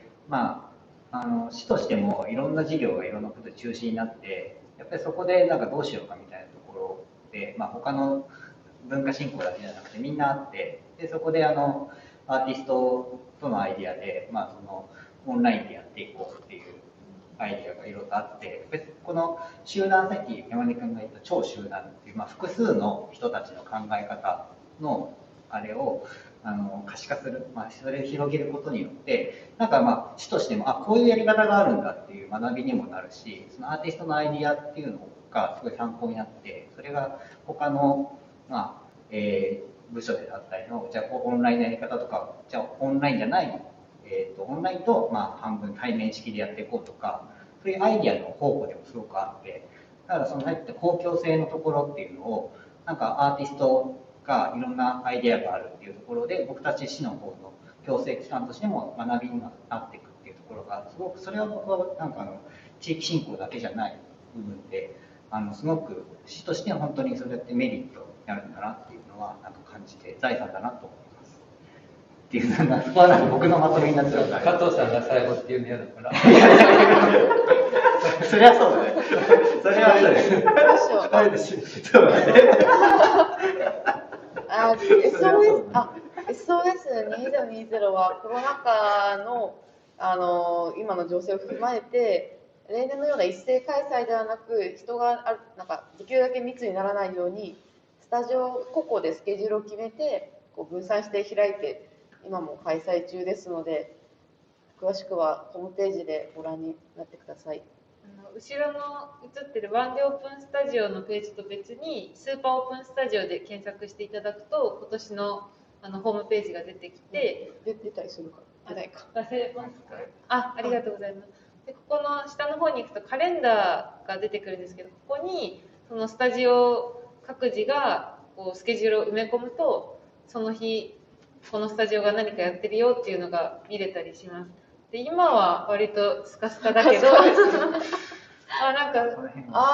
そうですね。そうですね。11月とかはね、何件か空いてたりイベントをしてたりとかするので、もしよければ覗いてみてください。はい。よろしくお願いします。よろしくお願いします。ありがとうございました。ありがとうございました。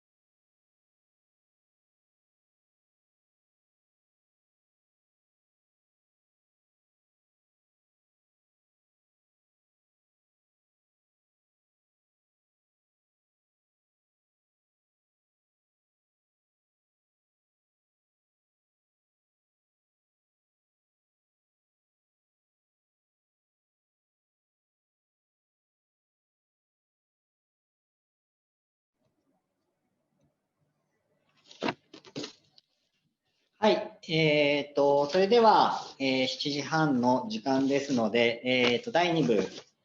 の、ディスカッションを始めさせていただきたいと思います。ちょっと画面共有で、ちょっと整理させてもらったことを説明させて、画面共有を、ホストが参加者の画面共有無効にしてますので、すいません、共有、大丈夫ですね。はい。大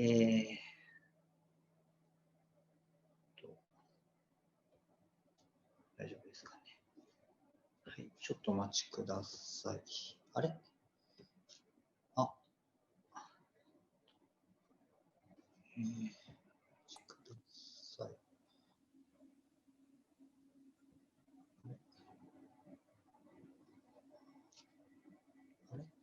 大丈夫ですか？私の方でシェアしますか？大丈夫です。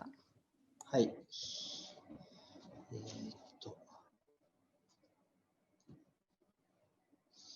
はい。確認、ご覧いただいてますか？大丈夫ですか？見えてます。はい、大丈夫です。フルスクリーンではないですけども。フルスクリーンで、はい、します。はい。大丈夫ですかね？はい。はい。ちょ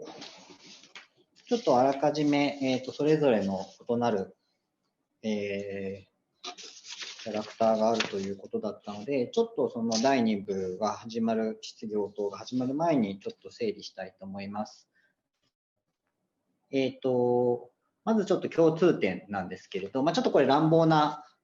ところもあるんですけれど、現在運営しており個人ではなく集合体であることで、組織的に、物理的に集まっていることで、あと、現時点においては再開発にはなっていない地域であることっていうことが共通点と1個考えられて、で、その背景としてっていうのはちょっとこれが背景バックグラウンドがそれぞれ異なりますということで、ちょっとこれも明確に線引きっていうのは多分できないところは多分あると思うんですけれど、8であったらコレクティブとして、共通の目的でコレクティブと化して活動としたところ、対話する、集まる場として、スペースを運営しているということで、また、あとこれは当てに機器っていうことが、すごく、背景にはあるということ。で、SOS、スーパーオープンスタジオネットワーク。当初は主体的なところからのスタートではなかったんですけれど、それを個々制作する場所としてのつながりはあって、それをつないで開いていくことで、アーティストの受け皿の地域の役割を担っている部分がある。で、苗ボノについては、スタジオということで、制作する場、プレゼンテーションの場であって、で地域のアートシーンの一つの窓口でもあるということで、背景はそれぞれ異なるんですけど、こんな本当にざっくりとしたまとめ方なので、ちょっとまた補足があれば、それぞれの方に答えていただきたいなと思うんですけれど、今回こういうちょっと背景がそれぞれあるので、それぞれ個々にちょっと質問をそれぞれ聞いてっても面白いかもしれないんですけれど、あえてちょっと共通の質問を答えていただいた方が、よりそれぞれの異なる見解だったり立ち位置、スタンスも、示せるのかなと思いまして、取材者の方からもあらかじめ3つの質問を用意させていただきました。で、3つの質問がこちらになります。行政や地域社会との関係について、で、組織として規模が大きければ、それだけコンセンサスの難しさ、意見の相違や衝突などがあったりするのではないか。で、今、この現状の中ということで、コロナであって集まり方とか、変わる。これはあと、時間が変わってきたって、8年、10年やっていくと、物理的にとかつながることであったりとか、つながりの関係性が変わってきた変化について答えてもらいたいなと思います。はい。で、先ほどちょっと映像を見ていただいた順番が、8、苗ボの SOS だったんですけれど、ちょっと今回ちょっと通訳の関係で、最初にまず8さんに答えていただいて、で、その後、スーパーオープンスタジオ、で、最後に苗ボのアートスタジオの3社に答えていただきたいなと思います。はい。じゃあ、そしたら、一回これ画面を、共有を停止します。はい。そしたらですね、バシリスさんとコスタスさん、ちょっと準備は良いでしょうか。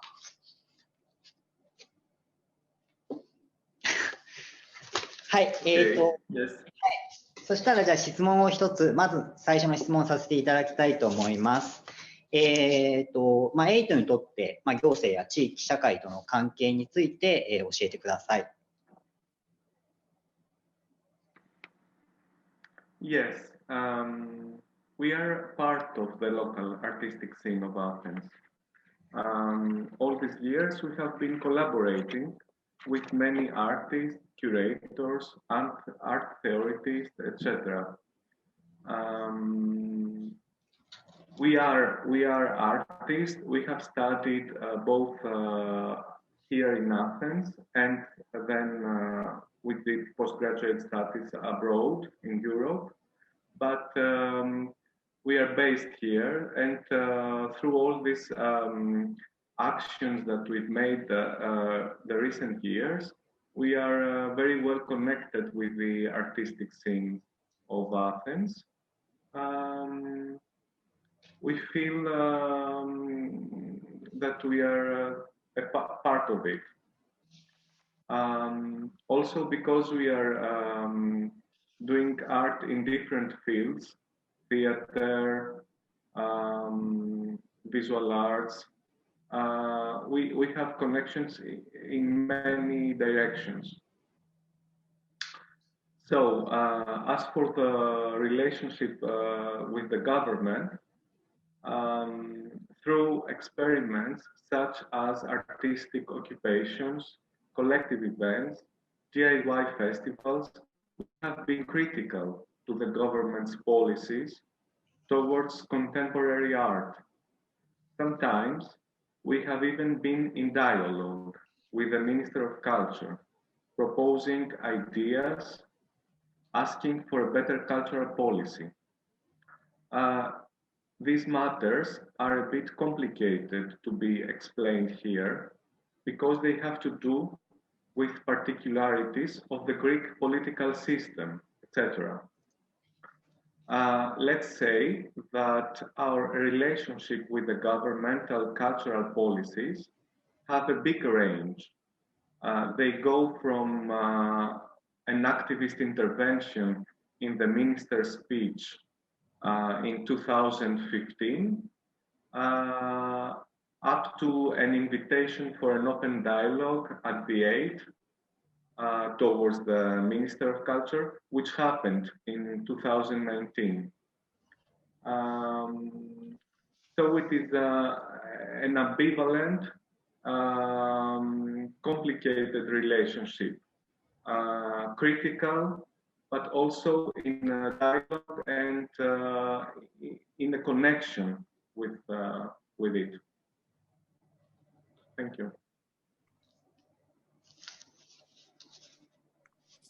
そうですね、私たちはアテネのローカルアートシーンの一部に根ざしているわけでして、でアーティストとしてそのアテネで活動を基本的にはしています。学生を含めていろいろなその、アートスクールの卒業生などを巻き込んで活動しているわけですけども、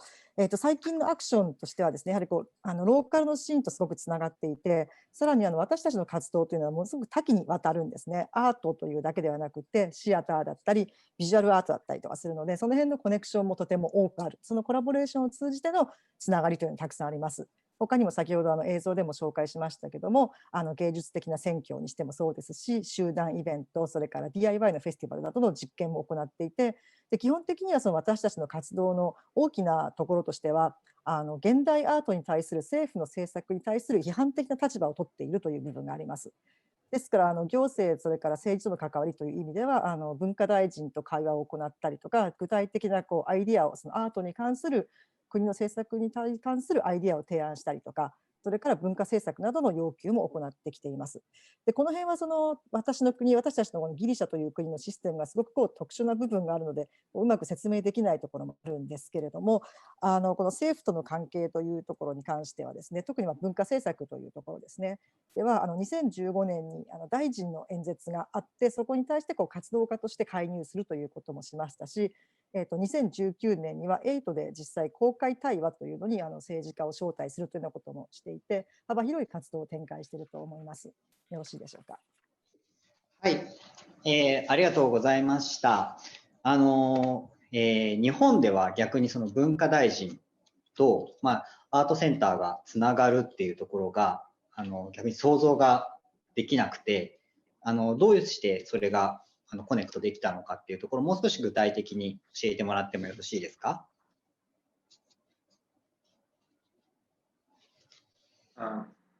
？Yes.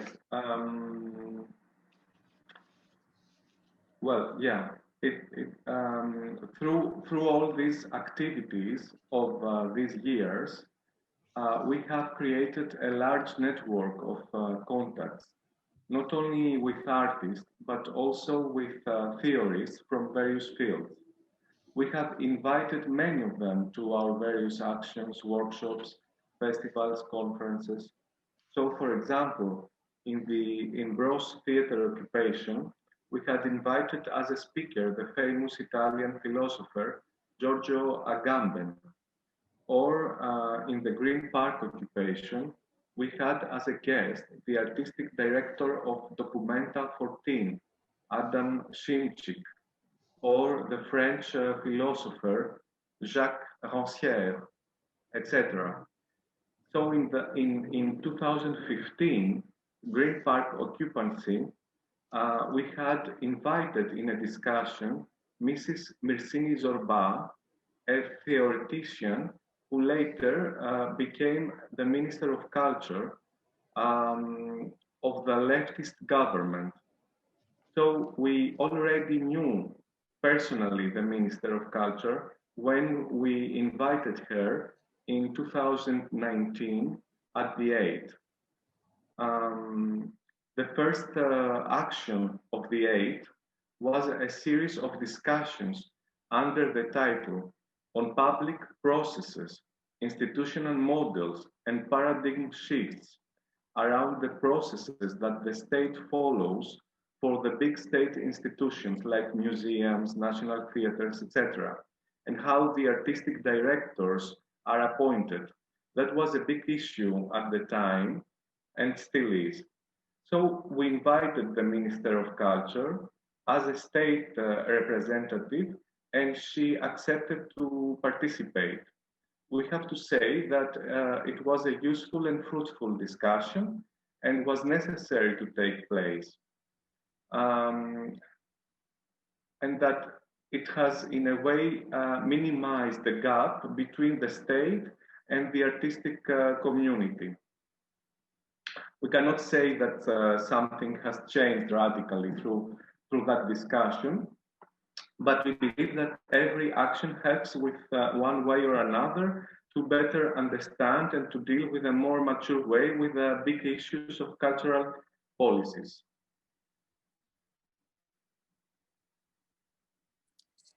そうですね、基本的にこれまでの活動を通じてそのネットワークをどんどん広げてきたというのが一番大きいです。そのアートっていうその分野だけではなくて、他の分野の専門家ですねとか、それから理論家というのを、それから政治家というのを招待するわけです。だから私たちがやるイベントとか、それからワークショップ、カンファレンスにとにかくいろいろな人を招待する。で先ほど外したビデオでも紹介しました劇場のオキュペーション選挙なんかでもそうですけども、その時もイタリアの人を招待、国際的な人、アテネ、それからギリシャだけではなくて世界的な人を呼んでくるわけですけども、その時も、哲学者、それから理論家を招待しました。この時はイタリアの人を招待したんですけども、それから2015年ですね、グリーンパークのアテネの選挙の場合でもそうでしたが、この時はフランスの理論家を招待しています。でそれから2017年もそうですね、この時もフランスの哲学者のジャック・ランシエール氏というのを講師に実際招待してですね、イベントを企画したんですね。でこういうのはやはり積み重ねというのはとても必要で、1個のそのディスカッション、それは1個のイベントではなくて、長年こういうのを続けてきたということです。でやはり招待するということがとても大切で、文化大臣なんかでもそうですけども、実際2019年に、2015年のグリーンパークの時に当時の文化大臣を招待したということで、コネクションができていたものですから、2019年に8としてですね、文化大臣を招待するという時も非常に楽に進んだという部分がありました。個人的に連絡先を知っていたということもあるんですけれども、でここで起こしたアクションというのが公共のプロセスについてという、議論だったんですね。で公共のプロセスについてというテーマに基づいて制度モデルとパラダイムシフトというようなことを話し合いました。でこれに関してはですね、大きな国家機関としてどういうふうにこのアートと関わっていくか、その美術館とか劇場とかの箱なんかに関してもそうですし、それから監督の任命なんていうのに関しても話し合ったんです。でこれに関してその文化大臣を招待したところは喜んで来てくれるということだったんですね。ただ先ほども言いましたけども、簡単にこういうのが進むわけではなくて、この時の2019年のイベントもすごく有意義だったんですけども、これによってその国とそのアートというもののギャップが抑えられた、ギャップが縮まったというのは実感できました。でこういうのはやはりこれから議論などイベントを積み重ねていって、これから大きく何かを1個やったからといって根本にガラッとものが変わるわけではなくて、積み重ねてこれから一つの行動を役立てて、将来的にもっとコミュニティとして成熟していって、政府とそれからアートというののギャップが狭まっていくといいなというふうに私たちは考えています。はい、ありがとうございました。文化政策というとだいぶ距離を感じる部分もあると思うんですけど、でもその積み重ねと対話がとても重要で、その結果国とのギャップが埋まっていくものであったりとか、あと現場としての声を送ることによって国だったりとか、行政の機関との関係っていうのをまた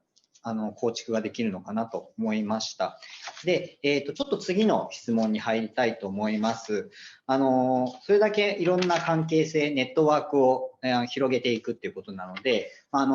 どんどんいろんな人たちとの関係性が生まれてくると思います。で、規模が多ければ、それだけコンセンサスを取るところの難しさだったり、意見の相違の衝突ことについて、お願いいたします。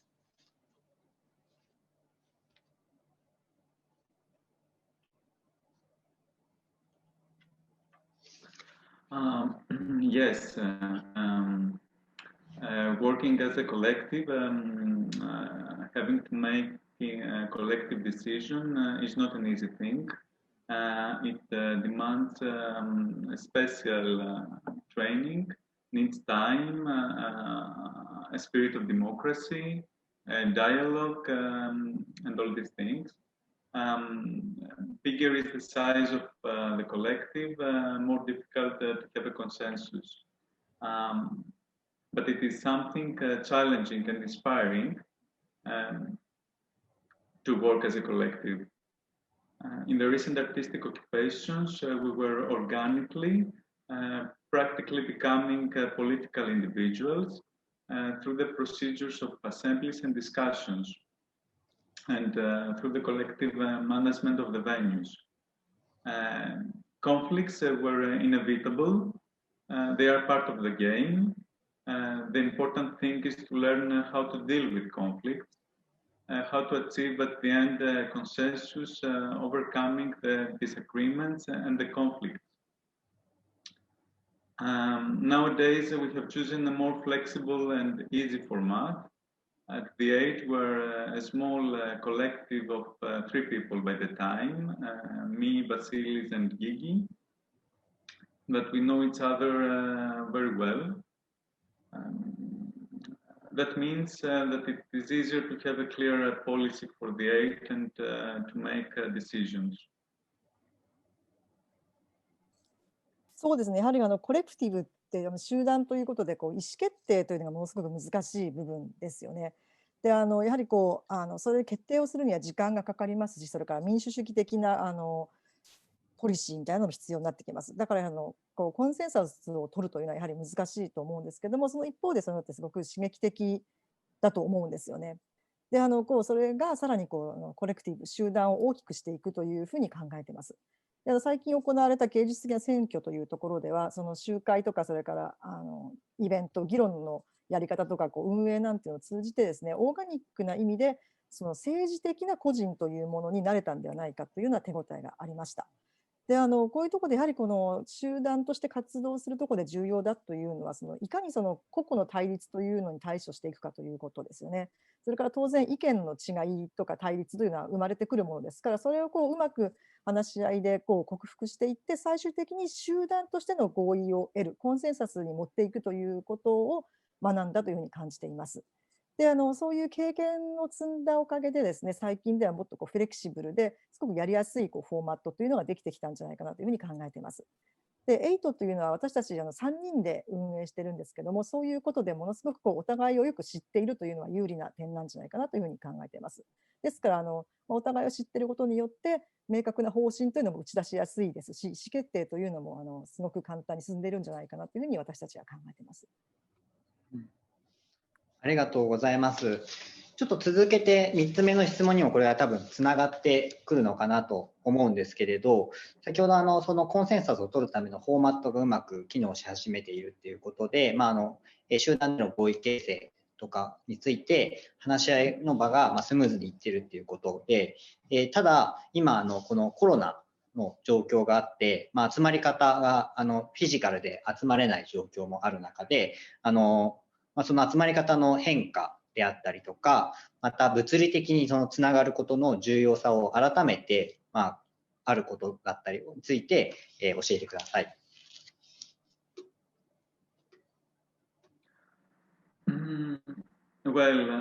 For us, at the 8, the physical space is very important for how we work and feel connected with the city. The meetings and gatherings, physical space are important for us and also reflect the way that we make our plans for the future. Of course, during the pandemic, we try to find ways to continue through digital meetings, but also through physical meetings when it's possible, with a small number of persons. As for the events, we already realized one workshop online with specific participants. So we try to be flexible in this new situation and condition. And we're planning to have some more public events online during the next months if the situation will continue like that. For us, the online procedure is not what we wish for. and it is very difficult to replace our main activities, which are performances, exhibitions, and discussions. Of course, the way that we communicate with the rest of the artistic scene and with our audience has been severely disrupted. We hope that soon in 2021 we will be able to do the things we want to do physically at the 8 and elsewhere. Thank you. そうですね。やはり物理的な空間っていうのは私たちの8にとってコレクティブにとってすごく自分たちのやってること、それから他とのつながりというところでもすごく重要なんですよね。でだからできればそれをしたいわけです。あと将来に関する計画に関してもやはり顔を見て話し合うっていうのにかなうものはないというふうに思ってます。でただこのコロナの状況で考えると、とにかく何らかの形で継続していかなければいけないということで、当然オンラインでミーティングもしますし、あと可能な限りすごく少人数に限って物理的にミーティングというのも行っています。だからなるべくフレキシブルに柔軟に対応していこうというふうには考えてるんですよね。でイ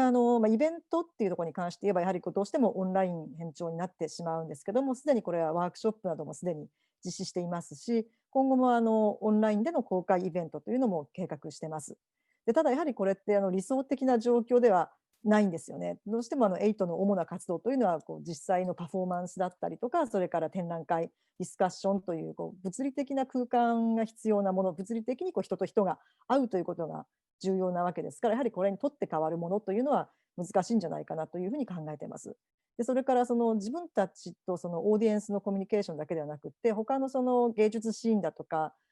観客、もっと幅広い観客とのコミュニケーションということを考えたときに、やはり従来通りには全くいかないというふうに思っているというのが事実なんです。ですから本当にもう近い将来、今年今新年になりましたけれども、私たちがやりたいという思っていることを物理的に実行できるというような状況をものすごく心から願っているというのが現状ですね。はい、ありがとうございました。まだいくつかちょっと質問を聞きたいことはあるんですけれど、ちょっと次の、スーパーオープンスタジオネットワークの、スーパーオープンスタジオの方に、聞きたいと思いますので、また後ほど3組の組織との必要と設けたいと思いますので、よろしくお願いします。ありがとう、バシリスさんとコスタスさん、ありがとうございました。Thank you. Thank you. で、じゃあ続きまして、スーパーオープンスタジオの皆さんよろしいでしょうか。よろしくお願いします。よろしくお願いします。はい。今エイトさんと同じような質問を3つこれからさせていただきたいと思います。まずはじめになんですけれど、行政や地域社会との連携関係について、教えてください。山根さんからですかね。はい。はい。もう喋り始めて大丈夫ですよね。はい。はい。初年度を含めて、約8年間の中で、行政との関係っていうのは変わってきているんですが、8年間を通して行政とともに行ってきました。けれど、アーティストと、行政が一丸となって行っていたというよりも、各々が違った思惑のもとに行っていたという方が、意味が強いと思います。とはいえ、単に行政と民間の構造によって対立するのではなくて、一つの事態から併存する異なった意義や意味、利益を各々が見出すといったことだったと思います。で、硬直化したその行政とか民間、美術館、ギャラリー、キュレーター、評論家、アーティストといったような近代的な文化の構造に対するアプローチでもあるので、ポジショントークに陥らずに、それぞれがお互いの領分を超えて社会を変えていくために、社会のインフラ整備や新たな公共圏を作り直すところから始める試みであったんだと思っています。で、アーティストはアーティストであるとともに地域社会の構成員なので、行政の方針決定者である議員の有権者ということでもあると思うんですね。両者は共に地域社会を作っていくものなので、そんなに敵対対立構造っていうのをそんなに僕は作りたくないと思っています。というのも、僕個人の中でアラブの春とかこれまでの民衆の放棄に対して絶望があるんですね。そういう民衆革命という形にあまり希望が持てないっていうのは、どれも最初は希望に満ちているんだけど、こう絶望で終わっちゃう場合が多いというのがあるので、もちろんなんか相模原市と比べられないんですが、議事堂の外からこう石を投げてもなんかしょうがないなと思っているので、中と関わっていくことで新たに理論を作っていって、どういった実践が可能なのかっていう方法を探っているんだと思います。はい、ありがとうございました。ちょっとこれはナイボナアートスタジオからも質問が出ていて、行政との関係についてというところの部分で、僕はアートラボ橋本の職員として、行政として、スーパーオープンスタジオネットワークとの関わりで、スーパーオープンスタジオを、実施してみて、それではどういうふうな関係が、上積みができてきているのかっていうところで、僕たちアートラボ橋本っていうのは、小さいアートセンターなんですけれど、そこで、アーティストと活動を共に、過ごしていくと、美術館の、システム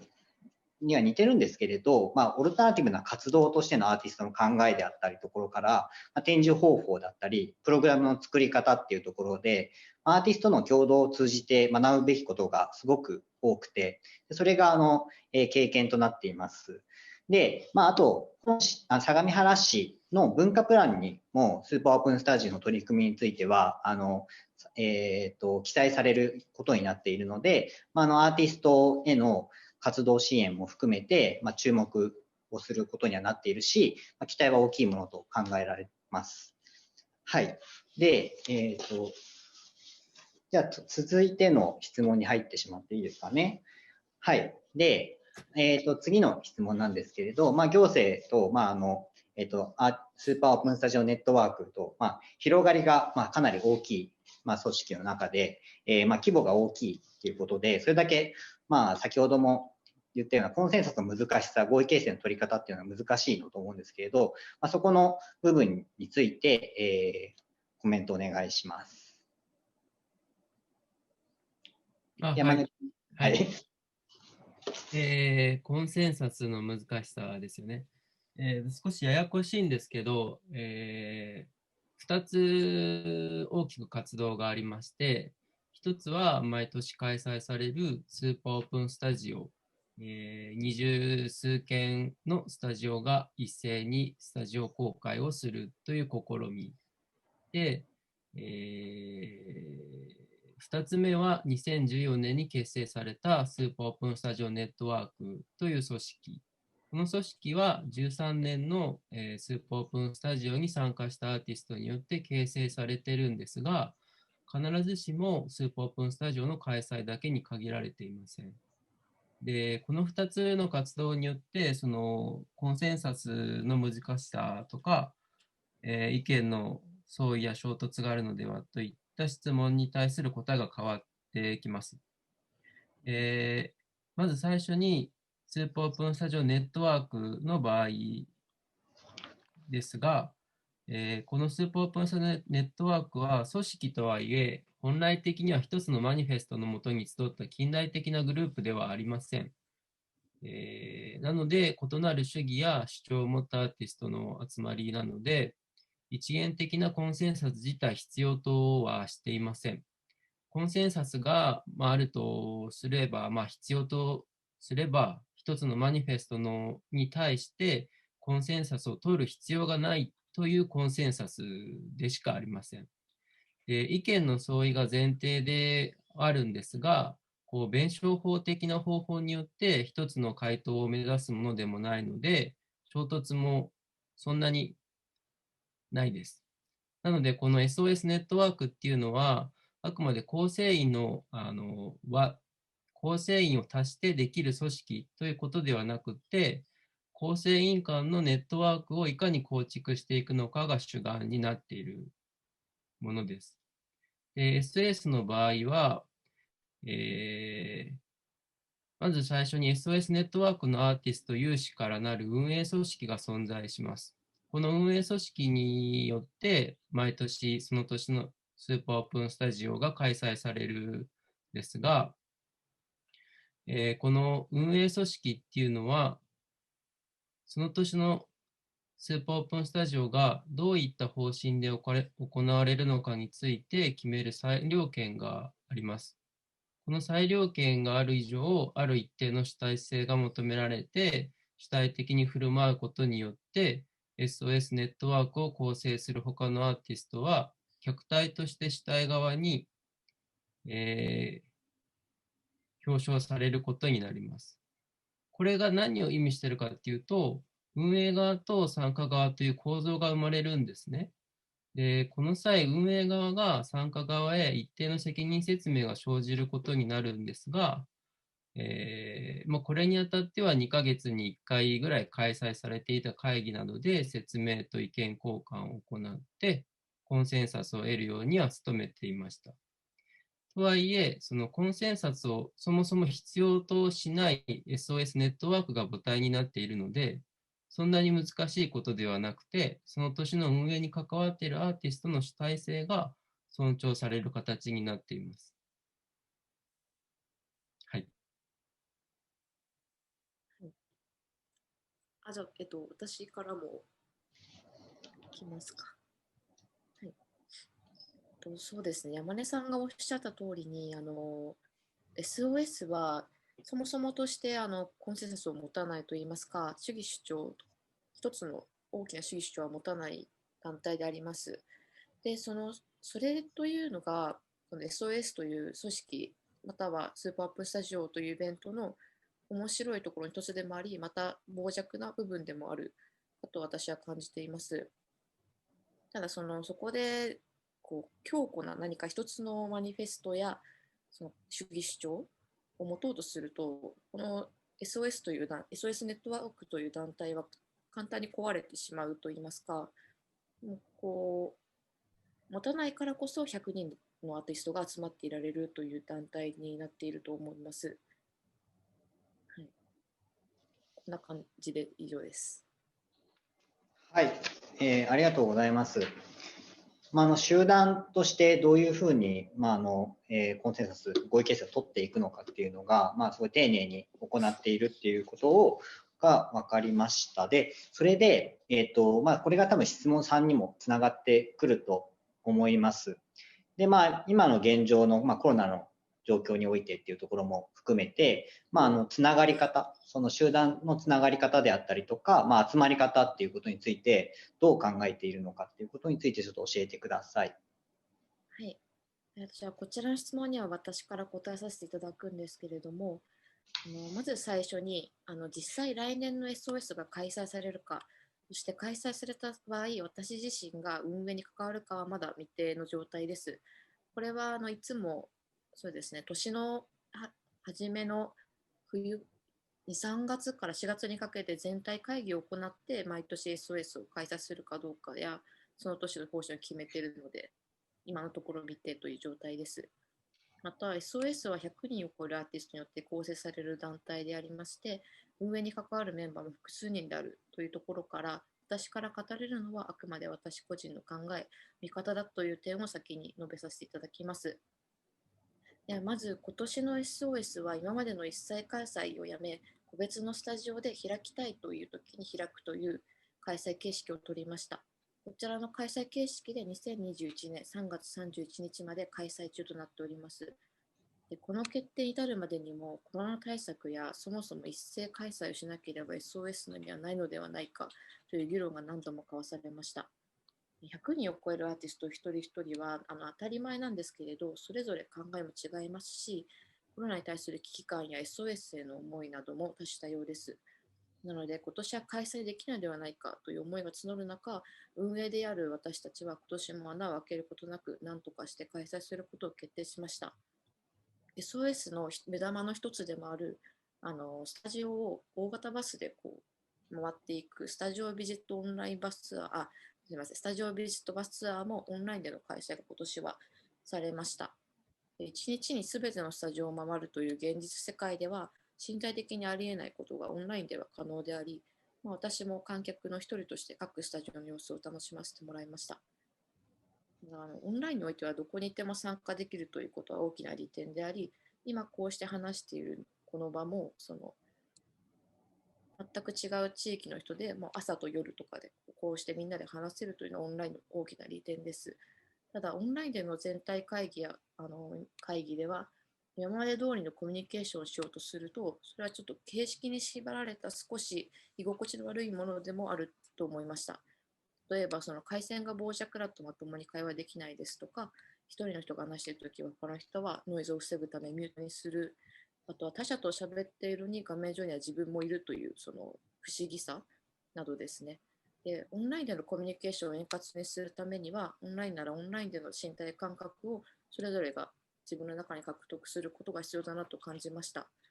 SOS2020 では、オンラインイベントとしてワンデーオープンスタジオというイベントを開催したのですが、今年またオンラインでのイベントを企画するのであれば、オンライン内での身体性みたいなものに焦点を絞ったイベントを考えてみても良いのではないかなと私個人では思っております。今のこの時勢ですと、今年も一斉開催できるかはわからないのですが、少し前に今年の運営メンバーと話したときは、バスをまた走らせたい、一斉開催したいなどの意見が出ました。この中を経て、再びフィジカルでの開催が実現したならば、ぜひ一度来ていただきたいです。はい、ありがとうございます。山根さんの方では何かありますか？いや、もう同じですね。もう実際的なネットワークをこれまで作ってきたんですけど、今、水上さんが言ったみたいに、概念的であったり、オンライン上でのネットワークっていう、それを使っていくことに、可能性は少しながら感じてはいます。はい、ありがとうございました。また、後ほど、3組の、組織との話をしていきたいと思いますので、ひとまず次の、内部のスタジオの方に行きたいと思います。ありがとうございます。ありがとうございます。はい、山本さん、よろしいでしょうか。はい。はい、よろしくお願いします。はい、先ほど2組の、組織との同じ質問をちょっとさせていただくんですけれど、行政との関わりであったりとか、地域との関係について、まず考えを教えてください。はい、まずですね、スーパーオープンスタジオの皆さんと共通するところがあるんですけど、内部のアートスタジオはですね、集団意思を作ることをしないという前提を一番最初に作って、そういう場として設定しています。で、ただ、だからといって個々が本当にバラバラに活動しているっていうわけでもなくて、個々がですね、物理的に集まっている内部のっていう、それぞれの個々の作家の特性をうまく活用できるような場として使ってもらえたらいいなというような設計をしてるんですね。だから内部のが行政とか地域関係に関わるというよりは、例えばですね、僕今年個人的に札幌市がですね、将来数年間の文化行政について専門家有志を集めて会議をする未来会議というものに参加することになったんですね。推薦を受けたんです。で、それってきっと内部のアートスタジオを運営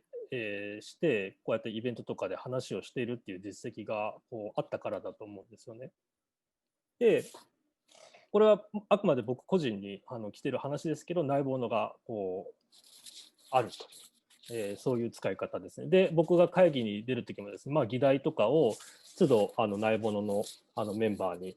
共有して、でそこから返ってきた話を僕の中で編集して、また行政のその会議の中で伝えるというような、活用ができていると思います。で、個々の作家で言えばですね、先ほどのプレゼンでも、例えば紹介したアートスクールですね、シンクスクールというオルタナティブなアートスクールが札幌にあるんですけど、ここの企画をしているアーティストは内部の運営メンバーで、彼女はですね、札幌のまちづくり会社というですね、ところに働いてるんですね、普段は。で、そのまちづくり会社と協力してスクールを企画、アートスクールを企画してるんです。なのでやっぱりその個人がまちづくりというような考え方にこう関わっている。でそういう状況を僕らは物理的に近い距離にいるので、都度話し合いで共有がこうできて、それに従ってこういろんな考えを巡らすことができたりとか、そのスクールで僕も教えてたりとか、他のアーティスト、内部のアーティストが教えに行ったりすることもありますし、そのスクールの授業を逆にこのスタジオでやるというようなこう交換関係があります。で、SR の柴田さんとかも大学でも教えてるんですけど、それはアートマネジメントの授業で、やはりですね、このスタジオをこう生徒の見学に利用する、そういうようなですね、活用の仕方がそれぞれできているという、実態が、ありますね。で、あと、そうですね、札幌ってまだまだアーティスト側も行政の側もアートの実態のすり合わせですとか、アートに対するどれぐらい真剣にアートのことを考えられるかっていうのはまだまだ深掘りする余地にあふれていると思うんですよね。でそれが結構浮き彫りになったのが今回の新型コロナウイルスのパンデミックだと思ってまして、パンデミックきっかけに昨日登壇してたアートフォールの川久保女優さんの会議とかに参加して、いかにこのアーティストが社会に働きかけれてなかったかっていうのが結構浮き彫りになった面が僕自身もあったんですよね。それでやっぱりもうちょっとそこを意識していかなきゃいけないなとか思ったりとか、あとビジュアルアーティストよりもどっちかといえば演劇関係のアーティストさんは札幌にもたくさんいらっしゃって、そちらの方はやっぱり行政とかにもともと働きかけたりとか、コンセンサスを作って、みんなで意思を共有できるような組織のあり方だなというふうに今回思ったんですね。で彼らの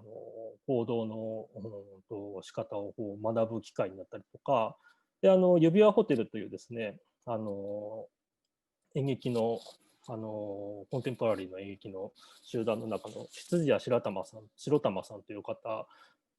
と話す機会が増えて、彼女と共同でジャパンソサイティニューヨークのですね、塩谷陽子さんという方をオンラインで呼んで、アーティストが社会の中で生きる権利というのはどういうことかっていうのをみんなで学ぶ勉強会とかを開催したりしました。はい、ありがとうございます。個々での活動で実践的にも地域とのつながりがある中で、さらにそこの内ボノというフィールドの中でも活動しているっていうことで、もう少し先ほど映像でも紹介をしていた弁護士さんであったりとか、不動産屋さん会社が入居しているっていうところも他の共同スタジオとかに比べるとかなり特殊なところもあって、でアーティストが社会とつながることの意味っていうことを実感したっていうこと、山本さんの話で、逆にその不動産屋さんとかのスタジオという場所に入居しているメリットであり考えっていうのは何かどういうふうなリアクションがあるのかっていうことをちょっと教えてもらってもいいですか？そうですね、弁護士さんはやっぱり今もギャラリストとしても活動していたり、一緒のスタジオを運営しているので、アーティストの実態がすごくよく分かっている弁護士さんなので、やっぱりそういうアーティストの権利関係の仕事ですとか、アーティストのための著作権の本などを出版するなどして、そういう仕事のアートと権利関係とか、アートとなんていうんですか、著作権とか、そういう専門性が新しく自分のなんていうんですかね、得意分野としてどんどん発展しているような印象があります。不動産屋さんの荒岡さんにそういう質問を実際今回聞いてみたんですよね。そしたらもともとやっぱりその不動産屋さんも不動産会社の中でもちょっと特殊な扱いづらい物件、癖のある物件をなんとか生かしたいというようなことをそもそもやっていたらしくて、そんな中で問題意識を芽生えてそのアートスクールに入って、で、こういう内ボノが結果的にこうできたという経緯があるんですよね。で、やっぱりそういう文化芸術とそういう考え方って多分相性が良くてですね、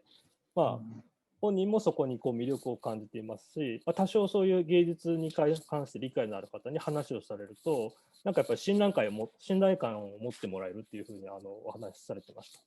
あとですね、荒岡さんのパーソナルに例えばボランティアで保護司をやられているんですね、実は荒岡さんって。保護司って犯罪や非行にを走った人の更生をこう任務としているボランティアの国家公務員みたいな日本特有の仕組みらしいんですけど、でまあ、そういうことも裏ではやっていて、そういう感じで、アーティストの面倒っていうか、アーティストを支えてくれるようなこうなんていうんですか、マインドというかそういうのを持っていらっしゃる方ということで、なんか運命的な出会いだというふうにお話しされておりました。ありがとうございます。本当にその個々のパーソン、力っていうの中で、地域とつながっていくとか、そこで考えていることのメリットっていうのもすごく今聞いててあるんだなっていうところを感じたんですけれど、逆にその広がりがかなり多様だなっていうところをすごいやっぱり感じていて、それは内ボノ自体の、集団の中での関係性であったりとか、そこでのどういうふうな話し合いが行われていってきたのかっていうことであったりとか、あとはその外との関係でのどういうふうに内ボノの話し合いを外に通じて行くときに結構話し合いがかなり必要になってくる、対話がかなり必要になってくると思うんですけれど、そのあたりでのなんか問題であったりとか、いいところ、うまくいってるところとかも教えてもらってもいいですか？そうですね。やっぱり繰り返しになりますけど、あんまりなんていうんですかね、衝突が起きないために集団意思を作らないっていうふうなことを最初に設定したので、あんまりですね、そんなに活発な議論が必要だっていうのは、最初の運営を作って最初のルール作りをする、それこそコンセンサスをなぜ作らないかとか、そういう話で議論してスタートしてからは本当に個々を支え合うみたいな感じで、割とこう深い議論を都度するような感じではないですね。イベントをするときなんかも基本的にはオープンスタジオであったり、やっぱ作家個人がこれをどうしてもやりたいっていうイベントをよっぽどひどくなかったらそれはいいよっていう感じで、あとはもう任せして手伝えるところは手伝えるっていう、そういうスタンスでこうやっています。でそもそも考えとか活動の方向性ももともとバラバラっていうのも分かっていますし、年代も運営メンバーはもう近くて、昔からお互いの仕事をですねよく知っている間柄で、多少年齢差は5個とか6個とかあれど、かなり友情があるというか、あまり干渉しすぎないというか、割と安定した関係性がもともとあったような状態です。であと SAR とかも運営メンバーが若い頃に SAR のスタッフをやっていたりとか、かなり僕らがずっと若い頃からもともと出入りしている団体だったので、そことの関係性もうまくいっていると思います。とても狭いコンテンポラリーアートシーンなので、あんまりギスギスしないように自然になっている感じですね。はい、ありがとうございます。さっき山本さんの方でもコロナの状況において大きくいろんな考え方も変わってきた部分だったりとか、発言をしなくてはいけないっていうふうに行動についてのちょっと話もありましたけれど、今このような状況の中であったりとか、もう少し詳しくその部分のコロナによって変わったことであったりとか、集まる意識とか集まり方っていうことが何か変化が見られたんでしょうか？そうですね、コロナが起こってからすぐですね、3月とか4月緊急事態宣言が起こった頃は、やっぱり仕事がテレワークになったりとか、どれぐらいあっていいのか悪いのかみたいな情報もまだまだわからないところがあったので、内ボノでもですね、普段は連絡網みたいな感じで Facebook のメッセンジャーを使ってやり取りしてるんですけど、それとは別にもう一個スラックを立ち上げて、とにかく精神的な場をちゃんとキープ、たとえ会えなくなっても精神的な場をキープしなきゃいけないということで、そのスラックで、今オンライン上で鑑賞できる美術の情報の共有だとか、こういうこもってみてどういうふうな制作の影響を与えてられているかとかっていう意見交換専用の場を作ったりしました。でその後すぐになんとなくですね、外に出れるようには市内では外に出れるようになったので、いつも通りのペースに戻ったりしてますね。でそういう間にこういう Zoom でのやり取りとかが結構自然にできるようになったので、先ほど言ったニューヨークからの塩谷さんのゲストが呼べるようになったりとかもしているので、それが当たり前になってきたっていうのは結構プラスに働いているんじゃないかなと思います。今日のこれもそうですよね。で一方でやっぱりスタジオ内のメンバーはたまに同じ時間帯にいるときは直接話すようには今もしてますけど、直接会って話すとやっぱり全然余剰の豊かさというかただ情報を交換するだけじゃなくて、なんかこう仕草だったりとか話があっちこっちにこう行きやすいというか、なんかそれある意味いい意味でのこう無駄な部分みたいなところがなんか新しいやっぱり会話の別の方向性を生んだりとか、全然やっぱり情報量が違うなとも思うんですよね。だから現在例えば海外に行けなくても同じ時間帯に制作してる人はちょっと距離取って話すようにやっぱりした方がいいと思いますし、オンラインとオフラインの両方のいいところっていうのを意識しながらその場その場で活用していけるようになればいいなとは思ってます。はい、ありがとうございます。オンラインとオフラインのハイブリッドなどちらのいいとこ取りみたいなところって、スーパーオープンスタジオでは一昨年は内部のスタジオ、アートスタジオに実際相模原に来てもらってトークイベントも行ったんですけれど、昨年のワンデーオープンスタジオはオンラインでトークを行って、オフラインでできたからオンラインにもつながっている部分もあるし、その積み重ねが今日のようなトークイベントにもなっている部分なので、徐々にそういうオンラインとオフラインの身体的なものっていうのが取り込まれてきているのかなっていう部分は個人的にも思うし、それがいろんなイベントにもつながっていけてるのかなとは思います。で、今日のもう3組の質問の全体の質問はこれまでなんですけれど、そのまま山本さんちょっと2組の、活動をついてじゃあ山根さんと8の、バシリスさんとコスタスさんもつなげてください。はい、大丈夫ですかね。それぞれの感想だったりとか質問を聞いてまいりたいと思います。で、あと参加者の皆様もぜひ質問をチャットの方でいただけたら、回答いたしますので、時間の許する限りちょっと全体討論に入りたいなと思います。はい。じゃあまず山本さんの方からでよろしいですかね。はい。どちらに先に質問したらいいですか。どちらでもいいですよ。感想でもいいし、全体通しての感想でもいいし。はい。まずじゃあ8さんの方に質問したいんですけど、プレゼンの方で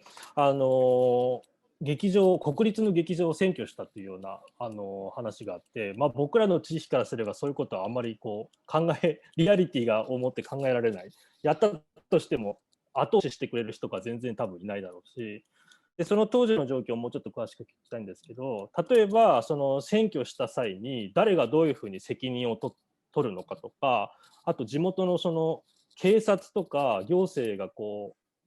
逆に反発してきたようなそういう動きをどうやってかわしてきたのかっていうのを知りたいです。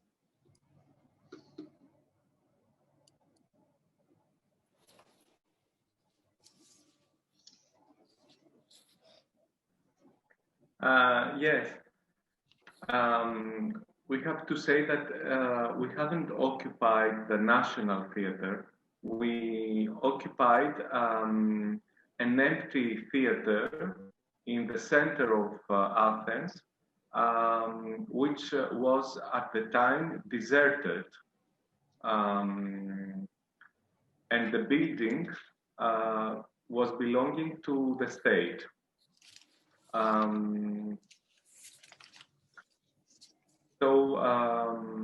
We have participated. So for the Ambrose Theatre occupation in 2011,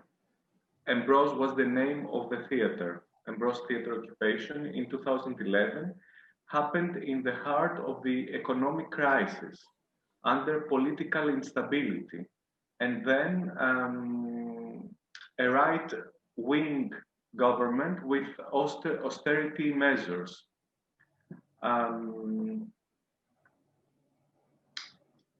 The action was initiated by a group of 7 artists, but the active members of the occupation were at least 50 people. Many evenings, 100 or 200 people were present in the occupation, attending events or taking part to discussions. I was part of the initial group of the 7 artists who entered the building. It was a dangerous thing to do, but we felt that at this time it was necessary because of the unbelievable political and economical situation of the country. And because of the lack of support towards the arts at the time. Police tried to intervene many times. Some people were prosecuted. Eventually, the police had the occupation shut down in 2012. But after 1 year, the police achieved to shut down the theater, the occupation. But then we made a call for support, for help to anarchists and leftist groups, and we managed to reoccupy the theater. And the Ambrose Theatre occupation is still open today as an occupation. But today it's fully run by an anarchist group and not by artists. In Greece, we have a tradition in political squads related to the anarchist milieu, to the anarchist world. But the Ambrose Theatre occupation was the first artistic occupation. And it was possible because of the time of crisis and political instability, and it had a tremendous success because it was received as a strong reaction to all what was happening in Athens back then. That's why it was possible. Yeah. Thank you. そうですね。国立の劇場じゃなくて、実際使われていない劇場だったんですけども、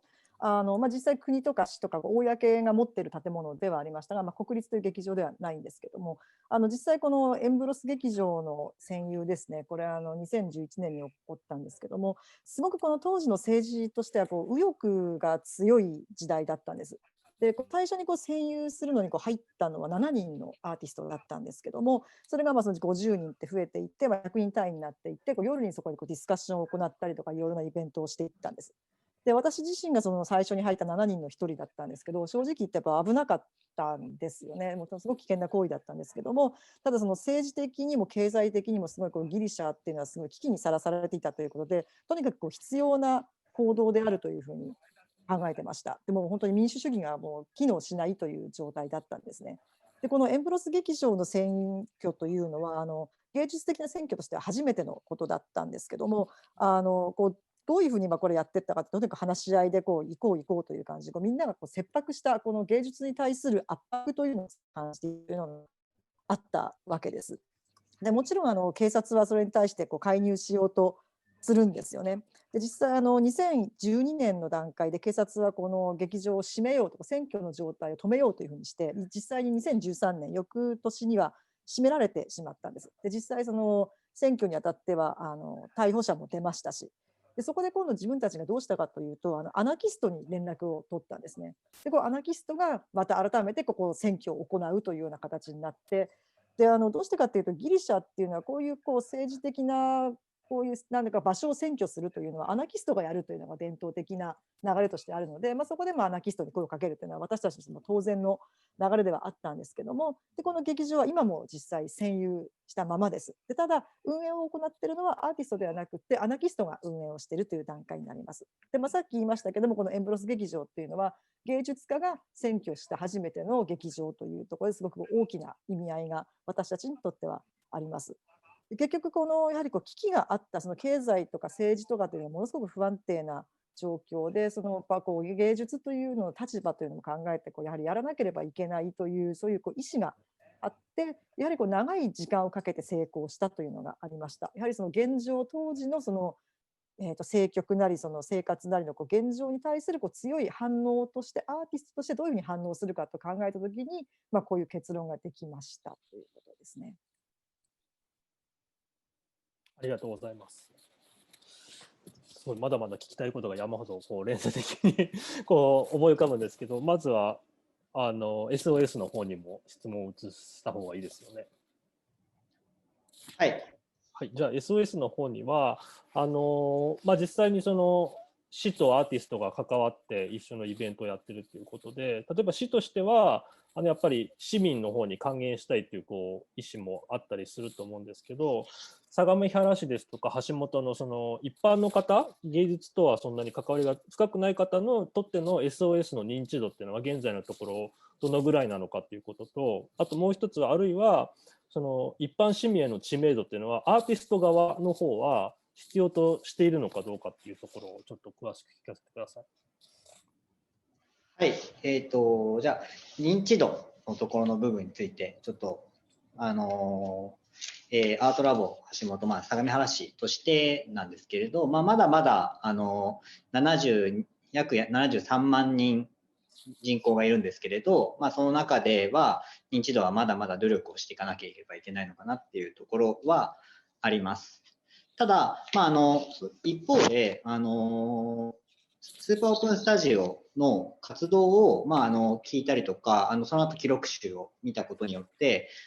市の方で市の他の行政機関文化振興だけではなくて例えば、ビデオでも言ってましたけど空き家対策の方であったりとかまたあとそのシティセールスとしての、プロモーションとして面白いことができるんじゃないかっていう可能性を感じているっていう人たちはいるのでまだまだ認知度としては高めていかなきゃいけない努力っていうのはもちろんあるんですけれどいろいろな方向としての可能性はすごく感じているところですね。でじゃあ市民についての部分市民がそれが必要かどうかっていうところは山根さんか水上さんの方で何かありますか？はい。大丈夫ですか？そうですね。やっぱアーティストとかスタジオによってかなり意識は違うと思うんですね。その市民に向けて発表したいか、もっと一般というかその街のお客さんを必要としているかは違うと思うんですけれども、私のいるスタジオに関してはもっとやっぱ近所の方々とかアートに今まで興味なかった人も見に来てくれたらありがたいなというのはあります。そうですね、スタジオを構えてからご近所の人ともちょっと交流がありまして、なんか犬の散歩中に犬と一緒に見に来てくれたりとか、そういった交流は結構大事なのではないかなと。日本という国はまだまだそのアートが根付いていない国でもあるので、そのカルチャーとしてまだまだ根付いてないような感じもしているので、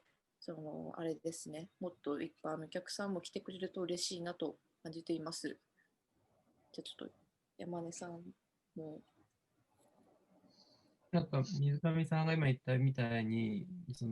僕自身も日本においてアートっていうのはまだまだ軽んじられているんだろうなと思っていて、アートよりもサブカルチャーの方が一般市民の興味っていうのはあるんだろうなとは思ってるんですね。その市民に対してもそうですけど、そのアーティストがその活動においてどういうふうにして力を持っていくかっていうのは僕はちょっと気にをしていて、それは行政と関わっていくこともそうですし、市民に対して理解を得るっていうこともあるので、必ずしもその市民の評価っていうのが全く関係ないっていうことでもなくて、ひとまずは相模原市内の中でそのアーティストが発言のしやすい、発言が強くなるような力をどうやって持っていくかっていうことでもあると思うので、市民の人たちにも認知はしてほしいっていうのはもちろんあります。はい、山本さん、答えになってます。答え、はい、ありがとうございます。やっぱ僕らもアーティストってよくわかんない人とか、そういう社会から外れてる人っていう印象がまだまだ強いので、僕らもやっぱり現場、オープンスタジオとか現場を公開したりして、アーティストの生態とか、アーティストが何を考えているかっていうのを、もうちょっとやっぱり発信していく必要性を、今年はとても感じる年でした。はい。ありがとうございます。そしたら、エイトさんの方に、2組のに対しての質問をしてもらいたいなと思うんですけど、バチルスさんとコスタスさんよろしいですか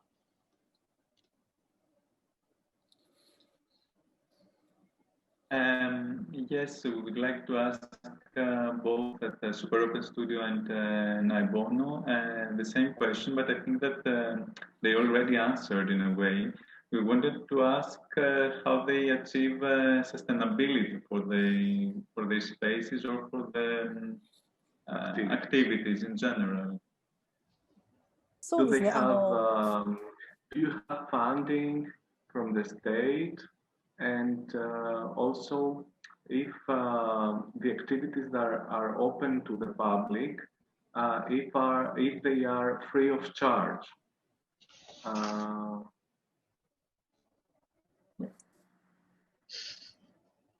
そうですね、SOS とナイボノさんの両方に質問したいんですけれども、今までの皆さんのお話がすごく充実してたんで、半ば答えていただいたという感もなきにしもあらずなんですけども、空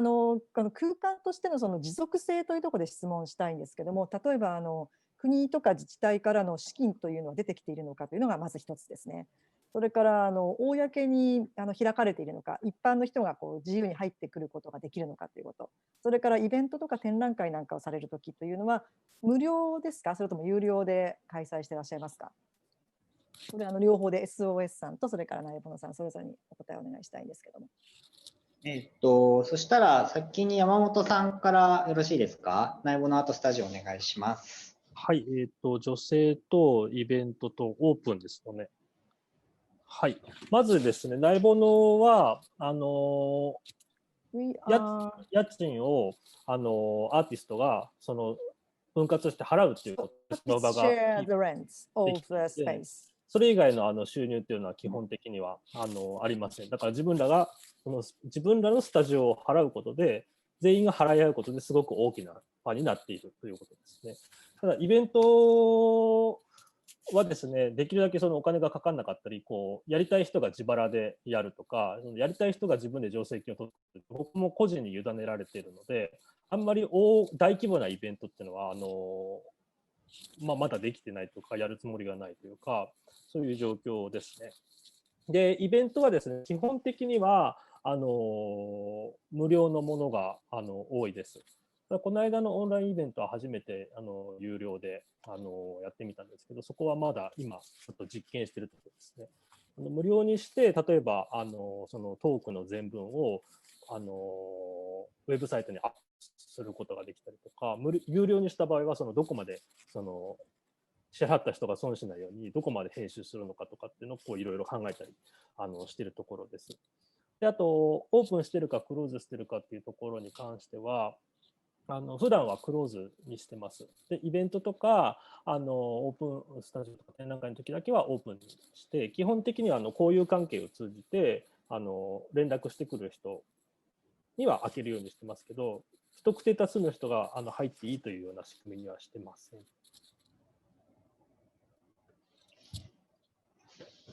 ありがとうございました。じゃあ続いてスーパーオープンスタジオの方に、回答していただいてもよろしいですか。はい。まずそうですね、助成金は基本的にアウトラボ橋本さんの、負担金でしたっけ、負担金をいただいているのと、あとは毎年朝日新聞文化財団さんなどから助成金をいただいていますね。であとはその周りに多摩美術大学ですとか造形大学の大学が多いこともあり、多摩美大出身の元学生の人や造形大出身の元学生の人がそのスタジオに入っている場合が多くあります。なのでこちらの2つの大学から助成金が下りている年もあるという形ですね。って感じで大丈夫ですかね、山根さん。合ってますかね。そうですね。お金に関してはそんな感じです。で、あとが基本的に入場料は無料ですね。各スタジオが開きたい時に開けて、もう無料で誰でも入ってこれるという形をとっています。こんな感じで大丈夫でしょうかね。はい。で、あと、公的の資金だけではなくて、アウトラバー。Thank you for your answer. 丁寧にお答えいただきありがとうございます。はい。じゃあ、大丈夫ですかね。そしたら、じゃあ、スポーツスタジオの方から質問を伺いますか。山根さん、水上さんの方で質問があれば。8の2人に質問いいですか？喋れてる？うん。紹介 VTR の中で2つ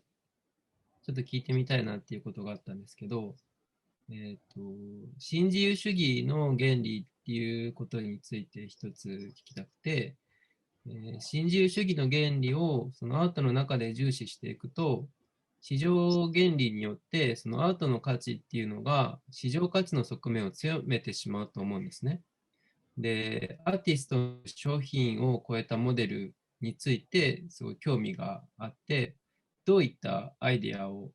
お持ちなのかなっていうのが1点と、2点目はそのエンブロス劇場の選挙で芸術家であったり理論家、実践家、一般の人々が共に交流思考し、研究し討論する公共空間として使われていたっていうふうにビデオであったんですが、その自分たちも行政や市民、芸術家、評論家、キュレーターなどと共同してきています。自分はこうした試みがそのインフラ整備であったり、公共圏を作り直す試みであると思っているんですが、そのギリシャではどういった成果っていうのがありましたか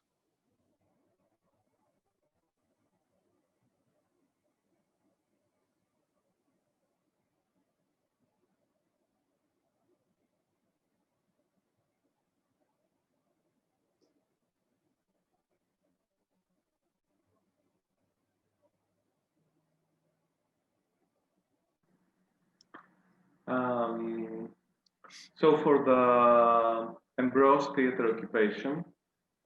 yes, we had this feeling of creating a new public sphere, artistic sphere, that people could come together, people from different fields, artists, discussions, events, and this was something unique and new for for back then, and we feel that it had an impact to the artistic scene, and that this way of organizing things and people from different fields coming together was repeated afterwards in the artistic scene of Athens. We ourselves, we did another occupation, the Green Park Athens occupation. We created something else that in a way repeated the form of the Ambrose Theatre occupation. We did many DIY festivals that also were creating a public space for arts and discussions. All these things had this thing in common, ephemeral, the ephemeral. All these things were, they had the ephemeral from the performance. They were like performative public events where the visual arts were coming together with a performative aspect. Then maybe as well. Yeah, maybe. そうですね。先にじゃあシアターの方から答えていきたいと思うんですけども、こう新しい芸術の場を作るというのがまず意識としてあったんですよね。そのアートに関わらず、そのアート以外のいろいろな人を集める、このイベントを行ってディスカッションの場を作るというのはものすごい最初にやった時ってのは新しい、もう他に例を見ないものだったわけです。でこれがその一般の人を巻き込むということで一般に影響を与えるというだけではなくて、そのアートシーンというものに対するインパクトを与えようという意図もあったんですね。でこのオーガナイズの方法にしてもそうですけども、ここでこうモデルを作ったということで、このいろんな人を集めてアテネのアートシーンで何かをやろうというこのフォーマット自体が繰り返されてくるわけです。ここで事例を作ってしまったということで。でグリーンパークの占有の時でもそうですけども、やはりこれは新しいものを作ったというのがありましたし、ここでもやはりエンブロイズ劇場でのフォーマットを繰り返したというのは実は基本的な部分ではあるんです。ですから後にやった DIY のフェスティバルでもそうですし、その公の場を使ってその公開のディスカッションをいろいろなジャンルの人と行おうという、そういう意図、フォーマットというのは変わらないわけです。ですからその共通する普遍なものを作っていってそれを繰り返すということなんですよね。でそれからもう一つ重要なのがパフォーマンスアートというものをパブリックイベントでやることによってそのビジュアルアートとパフォーマンスアートの融合というのも実は狙いとしてはあったんですよね。I would like also to add that this way of organizing an event or the occupations itself, it was against the neoliberal demands of cultural production, of continuously cultural production, giving us the necessary time and space to rethink and to react, to be active again in the cultural production in a way. でそれからこのイベントとかその占有というのはその文化に対する抑圧への反対という意図もありました。だからそのアートというものが文化の中でよりアクティブに活動する場というのも必要とされているんじゃないかというような思いも随分あったんですよね。And I think that the only way to resist the new liberal trend and the commercial demands of that are upon the art world is to come together, to form collectivities, and because in that way, if we come together, we can better resist and we can better demand some things that maybe we want for the arts, and better resist to the new market demands. でそれからアートをやってる私たちにできる唯一の抵抗方法というのは、先ほど今山田さんからお話があった新自由主義とか、それから商業的なアートに対する商業的な要求っていうのも当然あるわけですけども、唯一の方法として考えられるのがそのコレクティブを作る、集団になる、みんなで一緒に抵抗するということしかないんじゃないかというふうに思ってます。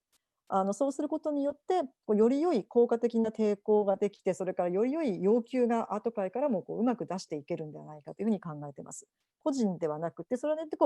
新しい商業的なマーケットに対する対応というのも全体として向かっていけるんじゃないかなというふうに考えますけども。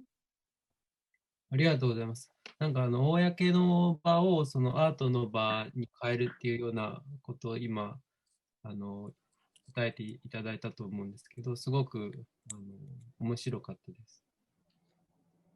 ありがとうございます。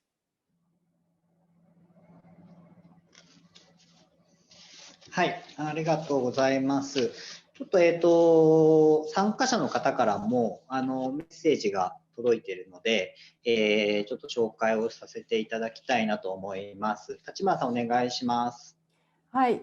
川上理恵さんから、質問8に質問があるんですけども、川上理恵さん、直接お伺いされますか？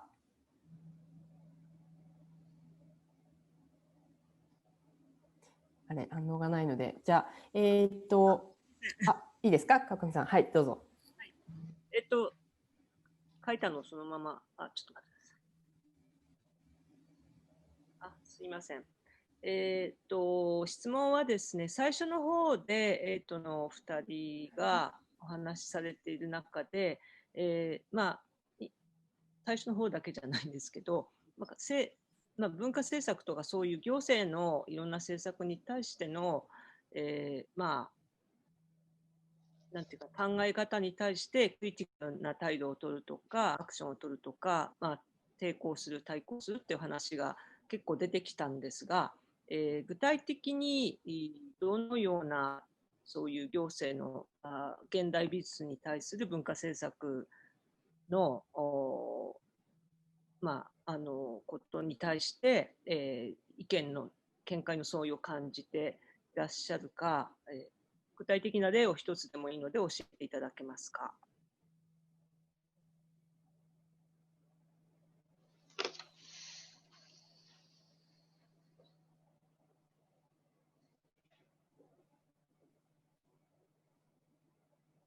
Yes, thank you for your question. For example, when we invited the Minister of Culture at the Aid, that was the beginning of activities at the Aid, it was around a discussion around the methods that the state follows to appoint the directors in the big institutions. The big state institutions. That by that time it was just appointed by the minister itself, the directors, and it was in 2019 that the Ministry of Culture proposed a new way of not selection, of selection, like through international competitions for that, and that really brought a lot of discussion of if this system, if this way has to change or not, and we've made this we've made a series of discussion around this issue, and we start this conversation in a way to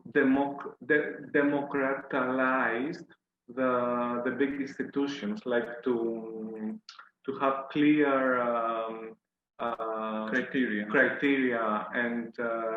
open selections with competition, and not to have people appointed by the ministry, like in a close way. Yeah. そうですね。And I would say, yeah. Alright.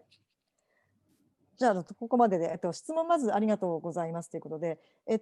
りがとうございます。まず例えば文化大臣を呼んだ時の話ですけども、8が最初に立ち上がった時ですね。で、この時期、2019年なんかが多分一番典型的だったと思うんですけども、こういろんな組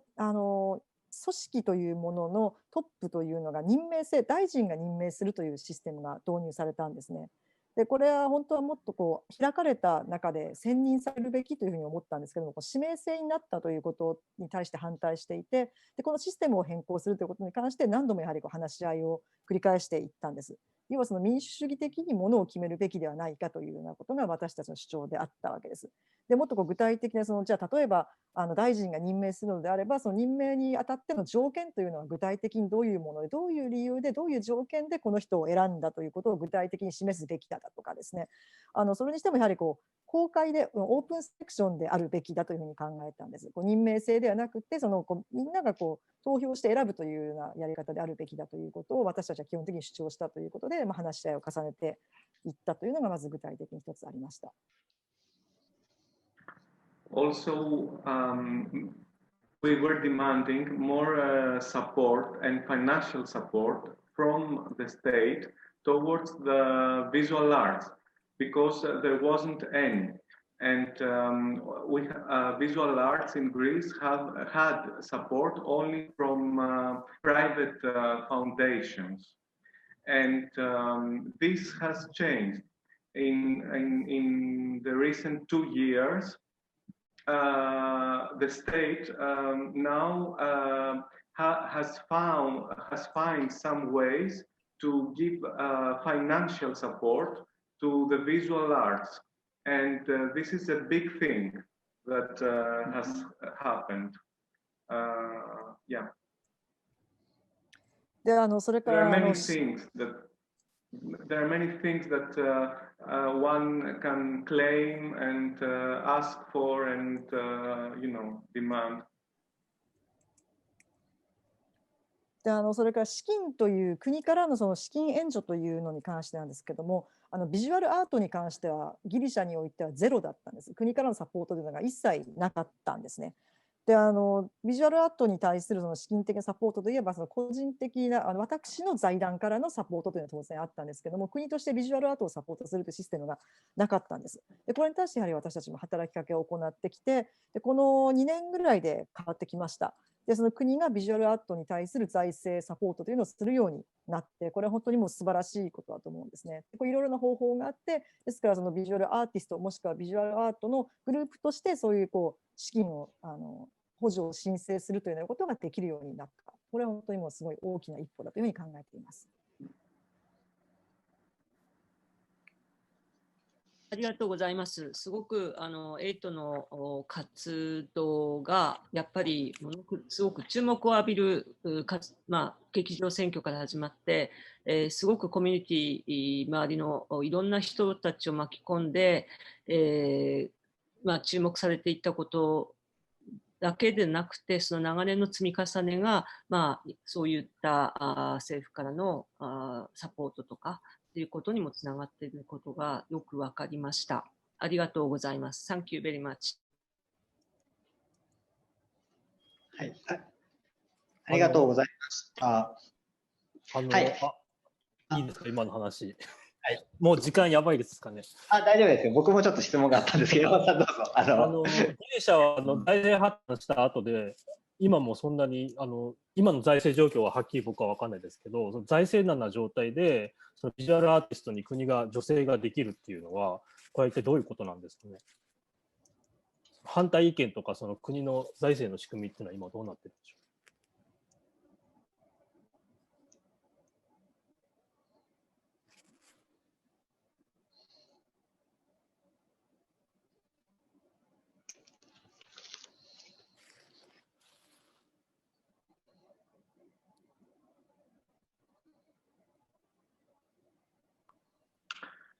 う。in Greece, we had some years when a leftist government was elected during the years of the crisis. That was in 2015. We had a leftist government up to 18 for 3-4 years. No, 19. 19, yeah, 4 years, for 4 years. And it was then that some good things happened. It was then that for the first time the state had some platforms and some applications that you could do as a visual artist, as a collective, to ask for grants. And this thing still exists. There are some ways now to have money. Yes, it looks a bit amazing, like in the middle of the crisis that this thing happened. It's good. Another thing that we were thinking is that maybe because of the arise of the private foundations, we have many private foundations. Maybe the state felt a bit in a concurrence with the private foundations that were taking the art, the visual arts. So the state wanted also to do something, to react. Maybe also this counted. Yeah.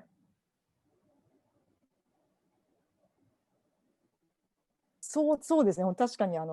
驚かれるのは無理はないとは思うんですけども、実際その経済破綻、経済危機があって、その時に選挙があって、2015年にその時の政府ができて、2019年まで4年間、その政府が続いたんですけども、その時に実際こういうビジュアルアートの業界に対していいことが起こったんです。要はこの国としてそのビジュアルアーティストが補助を申請できるというシステムができたというのは確かにもうびっくりするとは思うんですけども、どうしてかというと、この時期に私の財団というのがどんどんできてきたんですね。その大統があって、それがそのビジュアルアートに対する資金補助というのを行い始めて、国としてはそれではまずいんではないかと、その私の団体なり企業なりがそのビジュアルアートというのを持ってってしまうんではないかという、そういうところに多分国としての危機感というのを感じている部分があって、何かしようと考えたときに、じゃあ国として補助を出そうという結論に達したんではないかというふうに思いますけども。ありがとうございます。Thank you。はい、よろしいでしょうか。じゃあちょっと僕からも質問でよろしいですか。エイトの皆さんと、あと内部のアートスタジオの方にも質問がちょっとあるんですけれど、2017年に多分ドキュメンタがサテライト会場としてアテネに入って、でそこで現地のアーティストだったりコレクティブとの関わりや、あとその後の影響というものはありましたか？でその後、札幌にも同じ話を聞きたい。大型のそういうビッグプロジェクトが来た後の関わりと影響について、まずはエイトさんから教えてください。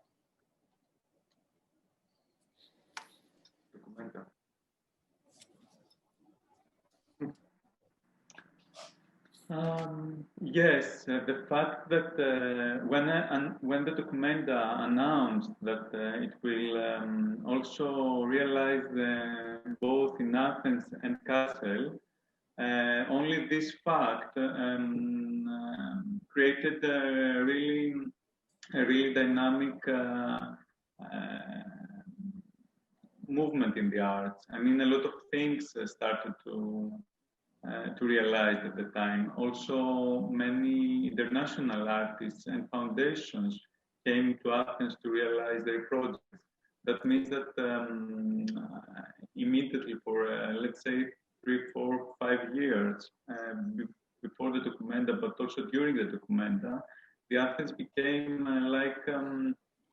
became in the focus of the international art scene, and many things happened. I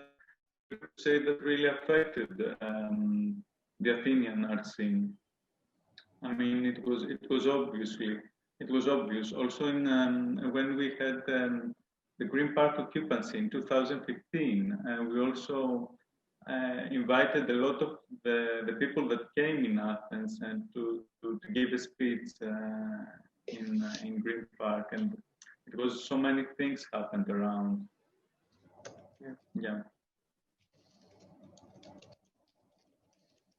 そうですね、ドキュメンタが発表になった時ってもうアート界でものすごく大きな動きが起こったんです。でもう国のアートファンデーションもそうですし、いろんなプロジェクトが起きて、その後やはり3年から5年ぐらいですね、本当にいろいろな動きがアート界で起こってきて、それからそれによってアテネに対する世界中のアートシーンからの注目がものすごい高まったというのが非常に大きい影響ではありました。それによっていろんな人やアーティストも集まってくるという、露出が要は高まったということなんですけども、で例えばさっきも話して何度も話している2015年のグリーンパークの選挙の時にもそうですが、いろんな人を集めてスピーチをするという、それでさらに露出度認知度を高めていくという相乗効果が起こって、本当に多くのことがこのドキュメンターによってその後も起こり続けているというのが現状だと思います。ありがとうございます。はい。で、一方で札幌の方も、今年中止にはなってしまったんですけれど、国際展という大型のプロジェクトがある中で、その地元であるアーティストであったりとか、そのスタジオが関わること、また受け皿とかについても何か考えることがあれば教えてください。監修者としてはやっぱりこれまでなかなか外に出なきゃ見れなかったものがいっぺんに3年に1回どさっと見れるっていうのはやっぱ刺激的で、僕個人としてはいい経験になっていると思います。ただその展覧会としてただいい作品とかいいプロジェクトが見れる点以外に、その芸術祭がこの土地に残していくものみたいなものが、個人的な意見ですよこれはまだ見えてきてないなと思うんですよね。例えばすごく専門的だったり国際的な作家とかキュレーターが一堂に集まって残していったもの、その専門性に対する扱い方とか知識とかその運営方法だとか、そういうものがどれぐらい芸術祭が行われていない期間の地元のアーティストとか地元のその学芸員とかにいいなんていうんですかね、ケーススタディとして残っていくかっていうのがちょっとまだ見えてないところなので、そこをもうちょっと受信できたらなというふうには思ってます。で、今回中止になった芸術祭はそういうところにも多分結構意識的にプロジェクトを起こしてたみたいなんですけど、それだけにちょっと中止が残念なところではありますね。はい、ありがとうございました。本当にそうですね。いろんな可能性も残していたプロジェクトだと思うので、本当に中止はちょっと残念で、また次に楽しみにはしているんですけれど、現地の人ならではの、上積みの部分っていうのは、やっぱり考えていくことが必要なのかなとは思います。はい。で、皆さん参加者の方で、また質問などがありますか？チャットの方には何も来ていないので、ちょっと時間もですね、結構経ってしまったので、はい。じゃあ、しますかね。はい。じゃあ締めさせていただきたいと思います。はい。あっという間にちょっと時間が過ぎてしまって、本当に名残惜しいんですけれど、そろそろ時間ですので、まとめたいです。今回、まずはフォーラムに参加していただきましたゲストの皆さん、ありがとうございました。はい。で、自分の立場だったり、社会状況とかシチュエーションって異なる、本当にそれぞれ参加者の方々も含めて本当異なるので、自分なんですけれど、どうしたらいいのか、本当何回かシチュエーションを想定したりとか、想定することがあったんですけれど、羨ましいなっていう部分だったりとか、自分には実践できないのかなって思うことも多々あったんですけれど、でも他でやっていることなら逆に自分でもできるっていう希望だったりとか、逆に本当にやらなきゃいけないなっていうこの危機感を抱くこともあったり、またあとできないこと、できてないことが、それがまたユニークな取り組みにもつながる可能性もあるし、また日常的な環境で当たり前にいつも起こっていることが、実はストロングポイントでもあることとかも、各々の活動を聞いた上で感じることがありました。で、また本当にこれは、それは参加者の方を含めて全員にも言えることなんですけれど、この中の状況っていうことで、他でエリアで起こっているっていうことが、不測な事態っていうものがもう対岸の火事ではなくて、近い将来自分にも起きていく可能性もあるっていうところも痛感している中で、今日のトピックにつきましては、本当にその自分自身に収めるだけではなくて、本当に今回の集合のダイアログというテーマの通り、周りとも対話を重ねて共有していきたいなと思いました。また改めましてゲストの皆さん、参加者の皆さん、本当にありがとうございました。Thank you はい、それではここで主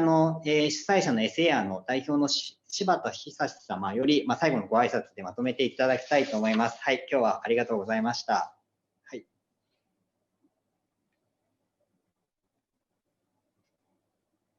ミュートになってもいいかな。声が聞こえません。柴田さん。